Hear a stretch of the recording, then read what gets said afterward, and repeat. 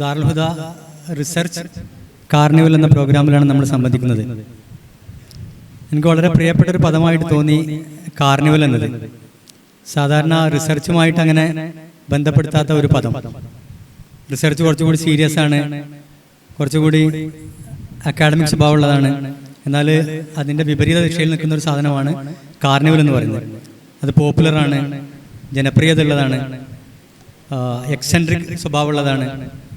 ഈ രണ്ട് പദങ്ങളെ നിങ്ങൾ കൂട്ടിച്ചേർത്തത് നന്നായി തോന്നി. മിഖായിൽ ബക്തിൻ എന്ന വളരെ പ്രസിദ്ധനായിട്ടുള്ള റഷ്യൻ കലാചിന്തകൻ്റെ വളരെ പ്രസിദ്ധമായിട്ടുള്ളൊരു പരികല്പനയുണ്ട്. അതിൻ്റെ പേര് കാർണിവൽ എന്നാണ്. കാർണിവലൈസേഷൻ എന്നൊക്കെ അദ്ദേഹം അതിനെ പറയും. അപ്പോൾ ജ്ഞാനങ്ങളും കലയും ഒക്കെ കാർണിവലൈസ് ചെയ്യണം എന്നാണ് അദ്ദേഹം പറയുന്നത്. ജനങ്ങളുടെ ഇടയിലേക്ക് ഇറങ്ങി വരേണ്ടതാണ്, ജനങ്ങളുടേതായി തീരേണ്ടതാണ് കലയും ജ്ഞാനവും ഒക്കെ എന്നാണ് അദ്ദേഹം ഇതിലൂടെ പറയുന്നത്. Carnival sense of the world എന്ന് പറഞ്ഞിട്ട് അദ്ദേഹം ചില കാര്യങ്ങൾ പറയുന്നുണ്ട്. അതിൽ പ്രധാനപ്പെട്ട ഒരു കാര്യമായിട്ട് പറയുന്നത് അത് ആളുകൾക്ക് കമ്മ്യൂണിക്കേറ്റ് ചെയ്യാനുള്ള ഒരു ഇടം ഒരുക്കുന്നു എന്നുള്ളതാണ്. കാർണിവൽ ആളുകൾക്ക്, സാധാരണക്കാർക്ക് പരസ്പരം കാണാനും സംസാരിക്കാനും ആശയവിനിമയം നടത്താനുള്ള ഇടമായിട്ട് മാറുന്നു എന്നുള്ളതാണ്. അപ്പം അത്തരത്തിലൊരിടമാണ് ദാറുൽ ഹുദ റിസർച്ച് കാർണിവൽ എന്ന് ഞാൻ വിചാരിക്കുന്നു. സന്തോഷമുണ്ട് ഈ സായാഹ്നത്തിൽ നമ്മുടെ കൂടെയുള്ളത് ആദരണീയനായ വി മുസഫർ അഹമ്മദാണ്. നിരന്തരം എഴുതുന്നു, നിരന്തരം വായിക്കുന്നു, നിരന്തരം യാത്ര ചെയ്യുന്നു. ഒരു മനുഷ്യനെ നവീകരിക്കാൻ ഇതിൽ കൂടുതൽ എന്താണ് വേണ്ടതെന്ന് നമ്മൾ ആലോചിച്ച് നോക്കുക. മഹാനായ ഇമാം ഷാഫി പറഞ്ഞിട്ടുണ്ട്, യാത്ര പോകാത്തവൻ കെട്ടിക്കിടക്കുന്ന ജലം പോലെയാണ്. അത് വളരെ പെട്ടെന്ന് ദുഷിച്ചു പോകുന്നു, മലിനപ്പെട്ടു പോകുന്നു എന്ന്. അപ്പം ഇങ്ങനെ നവീകരിക്കുന്ന, സ്വയം പുതുക്കുന്ന ഒരു മനുഷ്യന്റെ കൂടെ ഈ സായാഹ്നത്തിൽ നമ്മൾ ഇരിക്കുന്നു. അദ്ദേഹത്തെ പരിചയപ്പെടുത്തേണ്ട ആവശ്യമില്ല. മുസഫർ അഹമ്മദ് ആരാണെന്ന് നമുക്കറിയാം.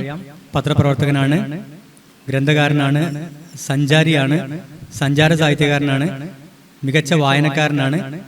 ഏതായാലും അദ്ദേഹത്തോടുള്ള സ്നേഹത്തിൻ്റെയും ബഹുമാനത്തിൻ്റെയും പേരിൽ ഈ വേദിയിലേക്ക് അദ്ദേഹത്തെ ക്ഷണിക്കാം. മാധ്യമം ദിനപത്രത്തിൽ അദ്ദേഹം വർക്ക് ചെയ്തിട്ടുണ്ട്, വേറെയും ദിനപത്രങ്ങൾ വർക്ക് ചെയ്തിട്ടുണ്ടെന്നാണ് എൻ്റെ ഓർമ്മ. മാധ്യമത്തിൻ്റെ പീരിയോഡിക് സെഷനിൽ അഥവാ മാധ്യമ ആഴ്ചപ്പതിപ്പിൽ അദ്ദേഹം വർക്ക് ചെയ്തിട്ടുണ്ട്. പിന്നീട് ഗൾഫിൽ 13 വർഷത്തോളം മലയാളം ന്യൂസിൽ വർക്ക് ചെയ്തിട്ടുണ്ട്. ഇപ്പം അദ്ദേഹം കേരളീയം വെബ് പോർട്ടലിൻ്റെ പത്രാധിപ ചുമതല നിർവഹിക്കുകയാണ്.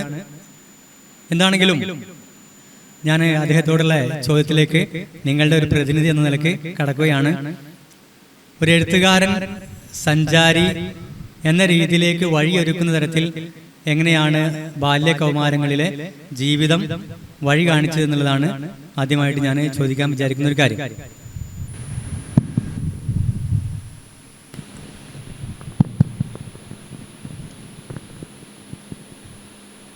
എല്ലാവർക്കും നമസ്കാരം. ഷെറിഫിൻ്റെ നല്ല വാക്കുകൾക്കും നന്ദി.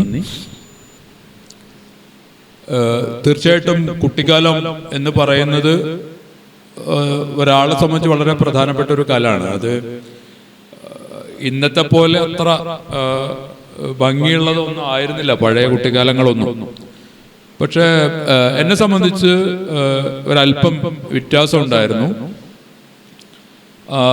ഒരു പ്രധാന വ്യത്യാസം എന്ന് പറയുന്നത്, പിന്നെ വാപ്പയും ഉമ്മയും കുട്ടിക്കാലത്ത് തന്നെ ചില സ്വാതന്ത്ര്യങ്ങൾ തന്നിരുന്നു.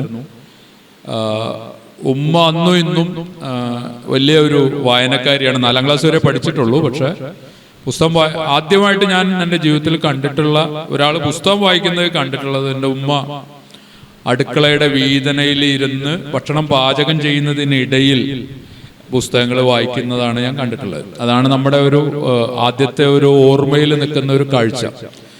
ഇപ്പൊ ഈ വീതന എന്ന് പറയുന്നത് നിങ്ങൾക്ക് അറിയുണ്ടാവും, ഈ അടുക്കളയിൽ ഉയർത്തി കെട്ടിയിട്ടുള്ള സ്ഥലം. അപ്പോൾ ഒരു ദിവസം പിന്നെ ഒരു പുസ്തകം വായിച്ച് ഉമ്മ ഭയങ്കരമായിട്ട് കരയുന്നു. ഞാൻ ചെറിയ കുട്ടിയാണ്, അപ്പൊ നമ്മൾ താഴെ നിന്നത് കാണാണ്, അങ്ങോട്ട് കയറാനും വയ്യ. പിന്നെ ഒരിക്കൽ വേറൊരു പുസ്തകം വായിച്ച് പൊട്ടിച്ചിരിക്കുന്നത് കാണുന്നുണ്ട്. അപ്പം ഇതെല്ലാം ഈ പുസ്തകങ്ങൾ കൊണ്ടു കൊടുക്കുന്നത് എൻ്റെ വാപ്പയുമാണ്. അപ്പം എനിക്ക് കുട്ടി എന്നുള്ള ആൾക്ക് ഇതൊന്നും മനസ്സിലാവണില്ല എന്തായി സംഭവിക്കുന്നത്. അപ്പൊ ഈ ആ ഒരു ഓർമ്മ നമ്മുടെ ഉള്ളിൽ കടന്ന് നമുക്കൊപ്പം വളരുന്ന ചില ഓർമ്മകളുണ്ട്. അതിൽ പെട്ടൊരു ഓർമ്മയാണത്. ഇപ്പോഴും എനിക്ക് ആ രംഗങ്ങൾ ഇങ്ങനെ മനസ്സിലുണ്ട്. അപ്പോൾ എപ്പോഴും ഞാൻ ഉമ്മയായിട്ട് സംസാരിക്കുമ്പോൾ, ഇപ്പോൾ എല്ലാ യാത്ര കഴിഞ്ഞാലും എൻ്റെ സഞ്ചാര സാഹിത്യം ആരംഭിക്കുന്നത് ഉമ്മ ഇന്ന് തറവാട്ടിലിരിക്കുന്ന അടുക്കളയിൽ. അപ്പോൾ ആ അടുക്കളയിലിരുന്ന് ഉമ്മയായിട്ട് സംസാരിച്ചിട്ടാണ് ഈ കഥകൾ, ഈ യാത്രയുടെ കഥകൾ, കണ്ട സ്ഥലങ്ങൾ, അവിടെ ഉണ്ടായ കാര്യങ്ങൾ, ഭക്ഷണം, ഇതൊക്കെ ഉമ്മയായിട്ടാണ് സംസാരിക്കുക. അപ്പൊ ഇങ്ങനെ കുറെ അങ്ങ് സംസാരിച്ച് കഴിയുമ്പോൾ ഉമ്മ പറയും, ഇനി നീ സംസാരം നിർത്തണാണ് നല്ലത്, അല്ലെങ്കിൽ നിനക്ക് എഴുതാനൊന്നും ബാക്കി ഉണ്ടാവില്ല, കുറച്ച് ബാക്കി വെച്ചേക്കെന്ന് പറയും. അങ്ങനെയുള്ള ഒരു കുടുംബാന്തരീക്ഷം എന്നെ വളരെയധികം സഹായിച്ചിട്ടുണ്ട്. അപ്പം സമ്പന്നം എന്ന് പറയുന്നത്, ഈ തരത്തിലുള്ള ഒരു റിച്ച്നെസ് എന്ന് പറയുന്നത്, ഒരു ഗ്രേസ് എന്ന് പറയുന്നത് നമ്മുടെ ജീവിതത്തിൽ എന്നുണ്ട്. അവരെന്നും നമുക്കൊപ്പം ഉണ്ട് എന്നുള്ളതാണ് ജീവിതത്തിന്റെ വലിയൊരു അനുഗ്രഹമായിട്ട് ഞാൻ കാണുന്നത്. അപ്പോൾ ആദ്യമൊക്കെ നമ്മളെ കുട്ടിക്കാലത്ത് നമ്മൾ പല സ്ഥലങ്ങളിലേക്കും സൈക്കിളിൽ, ഞാൻ മഞ്ചേരി ആയിരുന്നു ആ കാലത്ത്, ഇപ്പൊ സൈക്കിളിലൊക്കെ നമ്മൾ പോകുന്നുണ്ട്. പിന്നെ വാപ്പ ചില കണ്ടീഷൻസ് വെക്കാൻ തുടങ്ങി. ഇത്ര മണിക്ക് വീട്ടിൽ തിരിച്ചെത്തണം. അപ്പൊ നിയമങ്ങൾ വരാൻ തുടങ്ങി. 6 മണി കഴിഞ്ഞ് മഗ്‌രിബിന് മുമ്പ് വീട്ടിൽ അണഞ്ഞോണം, ഇങ്ങനെയുള്ള നിയമങ്ങൾ. ഇപ്പൊ നമ്മൾ അത് ലംഘിക്കും. ആ ലംഘനമാണ് ഈ യാത്രകളുടെ ദൂരം, സമയം കൂട്ടിയത്. അപ്പൊ നമ്മൾ പിന്നെ വളരെ ദൂരേക്ക് ഇങ്ങനെ പോവാണ്. അപ്പൊ ഞാനിപ്പോഴും ഓർക്കാറുണ്ട്, ഈ ചെറിയ കുട്ടിയായിരിക്കുന്ന കാലത്ത് വാപ്പ ആദ്യമായിട്ട് എന്നെ കോഴിക്കോട്ടേക്ക് കൊണ്ടുപോയത്. കോഴിക്കോട് കാണാൻ കൊണ്ടുപോകുന്നു. അന്ന് നമ്മുടെ നാട്ടിലൊന്നും ബിരിയാണി കിട്ടൂല. അപ്പൊ ആ ബിരിയാണി കഴിക്കുക എന്നുള്ളൊരു മോഹത്തിൽ ഇങ്ങനെ കോഴിക്കോട്ടേക്ക് പോകുന്നതും, മിഠായി തെരുവിൽ വെച്ച് ഒരാളെ കണ്ടിട്ട് വാപ്പ ഇങ്ങനെ, അത് SK ആണ്, SK പൊറ്റക്കാടാണ് എന്ന് പറഞ്ഞ്, അന്ന് SK പൊറ്റക്കാടെന്ന് ആരാന്ന് അറിയില്ല. അപ്പൊ SK ഏതോ ലോകയാത്ര കഴിഞ്ഞ് വന്ന് നടന്നു പോകുന്ന ഒരു സമയമായിരുന്നു. വാപ്പാക്ക് അതൊക്കെ അറിയാം, അങ്ങനത്തെ കാര്യങ്ങളൊക്കെ അറിയാവുന്നത് കൊണ്ട് അങ്ങനെ പറഞ്ഞു. അപ്പൊ ആ ഒരു അന്തരീക്ഷത്തിലാണ് നമ്മളിത് തുടങ്ങുന്നത്. പിന്നെ ഈ കൗമാരത്തിലേക്ക് കടക്കുന്നതോടുകൂടി കാട്ടിലേക്ക് നിരന്തരം പോകുന്ന സ്വഭാവമുണ്ട്. ഇങ്ങനെ ഒരു കാട്ടിലേക്ക് പോവുക. അപ്പം ആദ്യമൊക്കെ ഒരു ദിവസം അല്ലെങ്കിൽ 2 ദിവസം കഴിഞ്ഞ് വീട്ടിലേക്ക് തിരിച്ചു വരണം എന്നുള്ള കണ്ടീഷൻ ഉമ്മയും വാപ്പയും വെച്ചിരുന്നു. പിന്നെ ഈ അവർക്ക് മനസ്സിലായി കണ്ടീഷൻ വെച്ചിട്ടൊന്നും കാര്യമില്ല, ഇവൻ ഏതോ വഴിക്ക് പൊയ്ക്കളയും, ഈ പുറപ്പെട്ടു പോകുന്ന ഒരു സ്വഭാവമുണ്ട് എന്ന് മനസ്സിലാക്കി. പക്ഷെ വീട്ടുകാർക്ക് എൻ്റെ ആ കാലത്തെ ചില യാത്രകളൊക്കെ വലിയ ആധി ഉണ്ടാക്കിയിട്ടുണ്ട്. എൻ്റെ പ്രധാന കാര്യം എന്താ വെച്ചാൽ, കയ്യിൽ കാശില്ലാതെയാണ് ഇവൻ പോകുന്നത് എന്നുള്ള കാര്യം വീട്ടുകാർക്ക് അറിയാം. കാശൊന്നും കിട്ടാൻ ഒരു വഴിയൊന്നുമില്ല, ആരും കാശൊന്നും തരാനില്ല. അപ്പോൾ നമ്മൾ അന്നത്തെ ഏറ്റവും വലിയ കാശ് അല്ലെങ്കിൽ യാത്രാ പാസ് തരുന്നത് റെയിൽവേ ആണ്. കാരണം ടിക്കറ്റ് എടുക്കാതെ അങ്ങനെ പോവാണ് നമ്മൾ. അങ്ങനെ പോയിട്ടുള്ള, അത് വളരെ സ്വതന്ത്രമായി പോയിട്ടുള്ള, അതിൽ ഒരിക്കൽ ആന്ധ്രയിലെ ഒരു സ്ഥലത്ത് വെച്ച് ടിക്കറ്റ് ഇല്ലാത്തതിനെ പിടിക്കുകയും ഒരാഴ്ചത്തെ ഒരു പീനൽ തടവ് അനുഭവിക്കുകയൊക്കെ ഉണ്ടായിട്ടുണ്ട്. അപ്പൊ അന്ന് അതിനോടൊന്നും ഭയമില്ല. ചെറിയ പ്രായമായതുകൊണ്ട് ഒരാഴ്ച ജയിലിൽ, അത് ഒരുപക്ഷെ അന്നത്തെ ഇംപ്രിസൺമെന്റ് ഒരു റെക്കോർഡിൽ വരികയാണെങ്കിൽ പിൽക്കാലത്തൊക്കെ പ്രശ്നമുണ്ട്. അന്നെന്തോ അതൊന്നും വന്നില്ല. അപ്പൊ ഞാൻ പറഞ്ഞത്, നമ്മളുടെ പലതരം ഇന്നൊന്നും അങ്ങനെയൊന്നും ആലോചിക്കാൻ കഴിയില്ല, ടിക്കറ്റ് എടുക്കാതെ പോവുക എന്നുള്ള. അപ്പൊ ഇന്ത്യയുടെ പല ഭാഗത്തും ആ കാലത്ത് ഞാൻ യാത്ര ചെയ്യുന്നത്, എൻ്റെ MA പഠനത്തെ നശിപ്പിക്കും വിധത്തിലുള്ള ഒരു യാത്രാ ഭ്രാന്ത് എനിക്ക് വന്നു ആ കാലത്ത്. അപ്പൊ അതുകൊണ്ട് MAക്ക് 3ാം ക്ലാസ്സിലാണ് ഞാൻ പാസ്സായത്. ആ MA കൊണ്ട് ഒരു കാര്യവുമില്ല. BA ആണ് കുറെ കൂടി നല്ലത്. BAക്ക് കുറച്ചുകൂടി മാർക്ക് ഉണ്ടായിരുന്നു. എങ്കിലും ഇന്ന് അതിനെക്കുറിച്ചൊക്കെ ആലോചിക്കുമ്പോൾ ഉമ്മയൊക്കെ ഇപ്പോൾ വലിയ സങ്കടത്തോടെ പറയാറുണ്ട്, അന്ന് പഠിക്കാനൊക്കെ വിട്ടിട്ട് നീ അങ്ങനെ ചെയ്തു ഇങ്ങനെ ചെയ്തു എന്നൊക്കെ പറയുമ്പോഴും ഇങ്ങനെ പോയത് കൊണ്ടാണ് ഈ R. വിശ്വനാഥൻ അദ്ദേഹത്തിന്റെ ഒരു ലേഖനത്തിൽ പറയുന്നുണ്ട്, നമ്മുടെ മറ്റ് കളികളിലെല്ലാം ഈ ആ കളിക്കളത്തിന്റെ ഒരു ചതുരത്തിന് പുറത്തു പോയാൽ ആ ബോൾ ഔട്ടാണ്. പന്ത് കളിക്കുമ്പോൾ ബോൾ ഔട്ട്. അപ്പൊ R. വിശ്വനാഥൻ പറയുന്നത് ക്രിക്കറ്റിൽ അങ്ങനെയല്ല. ക്രിക്കറ്റിൽ പുറത്തേക്ക് പോകുമ്പോഴാണ് നിങ്ങൾക്ക് കൂടുതൽ എന്താ പറയാ, സിക്സർ, ബൗണ്ടറി എന്നൊക്കെ പറയുന്നത്. അപ്പൊ മൂപ്പര് കൊളോണിയലിസത്തെ കുറിച്ച് പറയാൻ വേണ്ടിയിട്ട് പറയുന്ന ഉദാഹരണമാണ്. അപ്പൊ കൊളോണിയലിസത്തിന് അതിർത്തിയില്ല. ഇതെങ്ങനെ അടിച്ച് ഈ ക്രിക്കറ്റ് പോണ പോലെ, ഈ ക്രിക്കറ്റ് പന്ത് പോണ പോലെ ഇങ്ങനെ പോകും. അതാണ് കൊളോണിയലിസത്തെ സ്വഭാവം. അതുകൊണ്ടാണ് ക്രിക്കറ്റ് ഒരു കൊളോണിയൽ ഗെയിമാണെന്ന് ഞാൻ പറയുന്നതെന്ന് അദ്ദേഹം പറയും. അപ്പൊ നമ്മൾ ഈ അതിർത്തി വിട്ട് ദൂരങ്ങളിൽ നിന്ന് ദൂരങ്ങളിലേക്ക് പോകുമ്പോ ഒരു ഭയം, ആദ്യമൊക്കെ ഉണ്ടാകുന്ന ഭയം നമ്മളെ വിട്ടുപോകും. ഇപ്പൊ ഞാൻ ആലോചിക്കാറുണ്ട്, ഈ അടുത്ത് ഞാൻ പണ്ട് യാത്ര ചെയ്തിരുന്ന ചില ഇന്ത്യയിൽ യാത്ര ചെയ്ത ചില സ്ഥലങ്ങളിലൂടെയൊക്കെ പോകുമ്പോൾ പണ്ട് ഈ പിന്നെ ഉപേക്ഷിക്കപ്പെട്ട ചെറിയ ദർഗകളിൽ, അതുപോലെ ഉപേക്ഷിക്കപ്പെട്ട അമ്പലങ്ങളിൽ ഒക്കെ ഞാൻ എത്രയോ രാത്രികൾ കിടന്നുറങ്ങിയിട്ടുണ്ട്. ആരും വന്ന് ശല്യം ചെയ്യൊന്നുമില്ല ആർക്കും, കാരണം അവിടെ ഒന്നും നടക്കാത്ത സ്ഥലങ്ങളാണ്. പിന്നെ വളരെ അബാൻഡൻഡ് ആയിട്ടുള്ള കൊടകിലൊക്കെ ഒരുപക്ഷെ ഇപ്പോഴും ആ സ്ഥലം അങ്ങനെ തന്നെ കാണുമായിരിക്കും. അപ്പൊ അങ്ങനെ ഒരു നമ്മളെ ഈ ഭയങ്ങളിൽ നിന്നൊക്കെ മോചിപ്പിക്കപ്പെടുന്ന തരത്തിൽ യാത്ര ചെയ്യുന്ന ഒരു കാലം ആ ഒരു ചെറിയ പ്രായത്തിൽ എനിക്കുണ്ടായിരുന്നു. ദേഷ്യപ്പെടുന്നതായിട്ട് അഭിനയിക്കുകയായിരുന്നെങ്കിലും എൻ്റെ ഉമ്മയും വാപ്പയും ഉള്ളിൽ ഇവനിങ്ങനെ പൊയ്ക്കോട്ടെ എന്ന് തന്നെ വിചാരിച്ചിരുന്നു. അതാണ് അവൻ്റെ വഴിയെന്ന് അത് തിരിച്ചറിയുകയും അതിനുള്ളൊരു സ്വാതന്ത്ര്യം അവരെനിക്ക് തരികയും ചെയ്തിരുന്നു. ഇപ്പോഴാണ് ഒരുപക്ഷെ അവർ കൂടുതൽ എന്നെ ചീത്ത പറയുന്നത്. പഴയ പോലെയല്ല, നീ തീരെ ഉത്തരവാദിത്തം കാണിക്കുന്നില്ല എന്നൊക്കെ ഇപ്പൊ പറയുന്നുണ്ട്. പക്ഷെ ആ കാലത്ത് അവരങ്ങനെ പറയാറുണ്ടായിരുന്നില്ല. അപ്പൊ അതൊരു ഗ്രേസ് ഓഫ് ഗോഡ് എന്ന് നമ്മൾ പറയുമല്ലോ, ദൈവത്തിന്റെ അനുഗ്രഹം എന്നൊക്കെ പറയുന്നത്, അത് ഒരു വലിയ കാര്യമാണ്. പണമൊന്നും ഉണ്ടായിരുന്നില്ലെങ്കിലും അവർ നമുക്ക് തന്നിരുന്ന സ്വാതന്ത്ര്യം, പുസ്തകങ്ങളിലേക്ക് നമ്മളെ എത്തിച്ചത്. ഇപ്പൊ ഉപ്പായുടെ ഒരു വളരെ അടുത്ത സുഹൃത്ത് എന്ന് പറയുന്നത് ചെറുകാടായിരുന്നു. ചെറുകാട് അദ്ദേഹത്തിന്റെ ജീവിതപാത എന്ന് പറയുന്ന ആത്മകഥ എഴുതിയിട്ട് അത് നടന്ന് വിറ്റിരുന്ന ഒരു കാലമുണ്ട് എല്ലാ വീടുകളില്. അപ്പൊ അന്ന് പ്രീ പബ്ലിക്കേഷൻ എടുത്ത ആളാണ് വാപ്പ. അപ്പൊ ഞങ്ങളുടെ വാടക വീട്ടിൽ ചെറുകാട് ആ പുസ്തകം കൊണ്ടു തന്നതൊക്കെ അന്ന് ഞാൻ ചെറിയ കുട്ടിയാണ്. പിന്നെ ഈ പറഞ്ഞ പോലെ നമ്മുടെ ഉള്ളിൽ കടന്ന് വളരുന്ന ചില ഓർമ്മകൾ, അങ്ങനത്തെ ഒരു അന്തരീക്ഷം എന്നെ വളരെയധികം സഹായിച്ചിട്ടുണ്ട്. വേറെ പാരമ്പര്യമോ പണമോ ട്രഡീഷനോ ഒന്നും നമുക്കില്ല. പക്ഷെ ഇങ്ങനെ കുട്ടികൾ പുസ്തകമൊക്കെ വായിക്കണം, അങ്ങനെ പുസ്തകങ്ങൾ വായിക്കേണ്ടവരാണ്, അങ്ങനെ അല്ലെങ്കിൽ അവർ കുറച്ച് പുറത്തേക്ക് സ്വാതന്ത്ര്യത്തോടെ പോകേണ്ടവരാണ് എന്നൊക്കെയുള്ള ഒരു തോന്നല് എൻ്റെ വീട്ടിലുണ്ട്. കുട്ടിക്കാലത്ത് അത് എന്നെ വളരെ സഹായിച്ചിട്ടുണ്ട്. അപ്പോൾ വളരെ ചെറിയ പ്രായത്തിൽ 7ാം ക്ലാസ് 8ാം ക്ലാസ് ഒക്കെ പഠിക്കുന്ന കാലത്ത് ബസ് കയറിയോ അങ്ങനെയൊക്കെ തൃശ്ശൂരിലേക്ക് എറണാകുളത്തേക്കൊക്കെ പോകുന്ന ഒരു ശീലം അന്നേ ആരംഭിച്ചിട്ടുണ്ട്. അപ്പൊ അത് എൻ്റെ വീട്ടിലെ മുതിർന്ന കാരണവന്മാരൊക്കെ ഇവനിങ്ങനെ തെണ്ടിത്തിരിഞ്ഞ് നടക്കുകയാണെന്ന് ഉമ്മയും ഉപ്പയും പരാതി അവരോട് പറയുമ്പോൾ അവര് തിരിച്ചു പറയാറുള്ളത്, നിങ്ങളാണ് ഇവനെങ്ങനെ ആക്കിയത്, ചെറുപ്പത്തിൽ ചങ്ങലക്കിടേണ്ടതായിരുന്നു, അത് ചെയ്തില്ല, അങ്ങനെ അഴിച്ചു വിട്ടതുകൊണ്ട് ഇനി അവനെ കിട്ടൂല, അവൻ പോയിക്കോട്ടെ എന്ന് പറയാറുണ്ട്.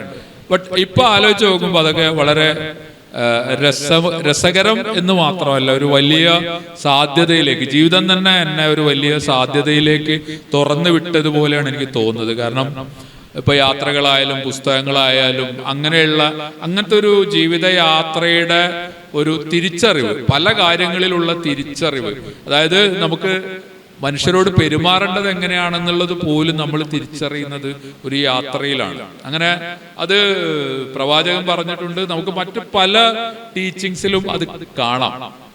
ഇപ്പോ ഷെരീഫ് മാഷ് ഇവിടെ പറഞ്ഞ ഈ വെള്ളം കെട്ടിക്കിടക്കുന്ന കഥ, മക്കയിലേക്കുള്ള പാതയിൽ ഒരു ബദു മുഹമ്മദ് അസദിനോട് പറയുന്നുണ്ട്. അപ്പൊ ഞാൻ പിന്നീട് ഈ ബതുക്കളുടെ ഇടയിലൊക്കെ പോകുമ്പോൾ ബതുക്കൾക്ക് ഒരു സ്ഥലത്ത് സ്ഥിരമായിട്ട് നിൽക്കുന്നത് ഇഷ്ടമല്ല. അവരെ വീട് എന്ന് പറയുന്ന ഒരു തമ്പാണ്. ഈ കുറച്ചു കാലം അവിടെ നിൽക്കും, ഈ ആടിനെയും ഒട്ടകത്തിനെയും ഒക്കെ അവർക്കുള്ള പുല്ലൊക്കെ ഉള്ള ഒരു സ്ഥലത്ത് കുറച്ചു കാലം നിൽക്കും. അത് കഴിഞ്ഞാൽ അവിടുത്തെ പുല്ല് അവസാനിക്കാന്ന് തോന്നിയാൽ ഇവർ ടെന്റ് അഴിച്ച് കെട്ടി ഈ വീടായിട്ട് മുന്നോട്ട് പോവുക, അടുത്ത സ്ഥലത്ത് പോയിട്ട് താമസിക്കും.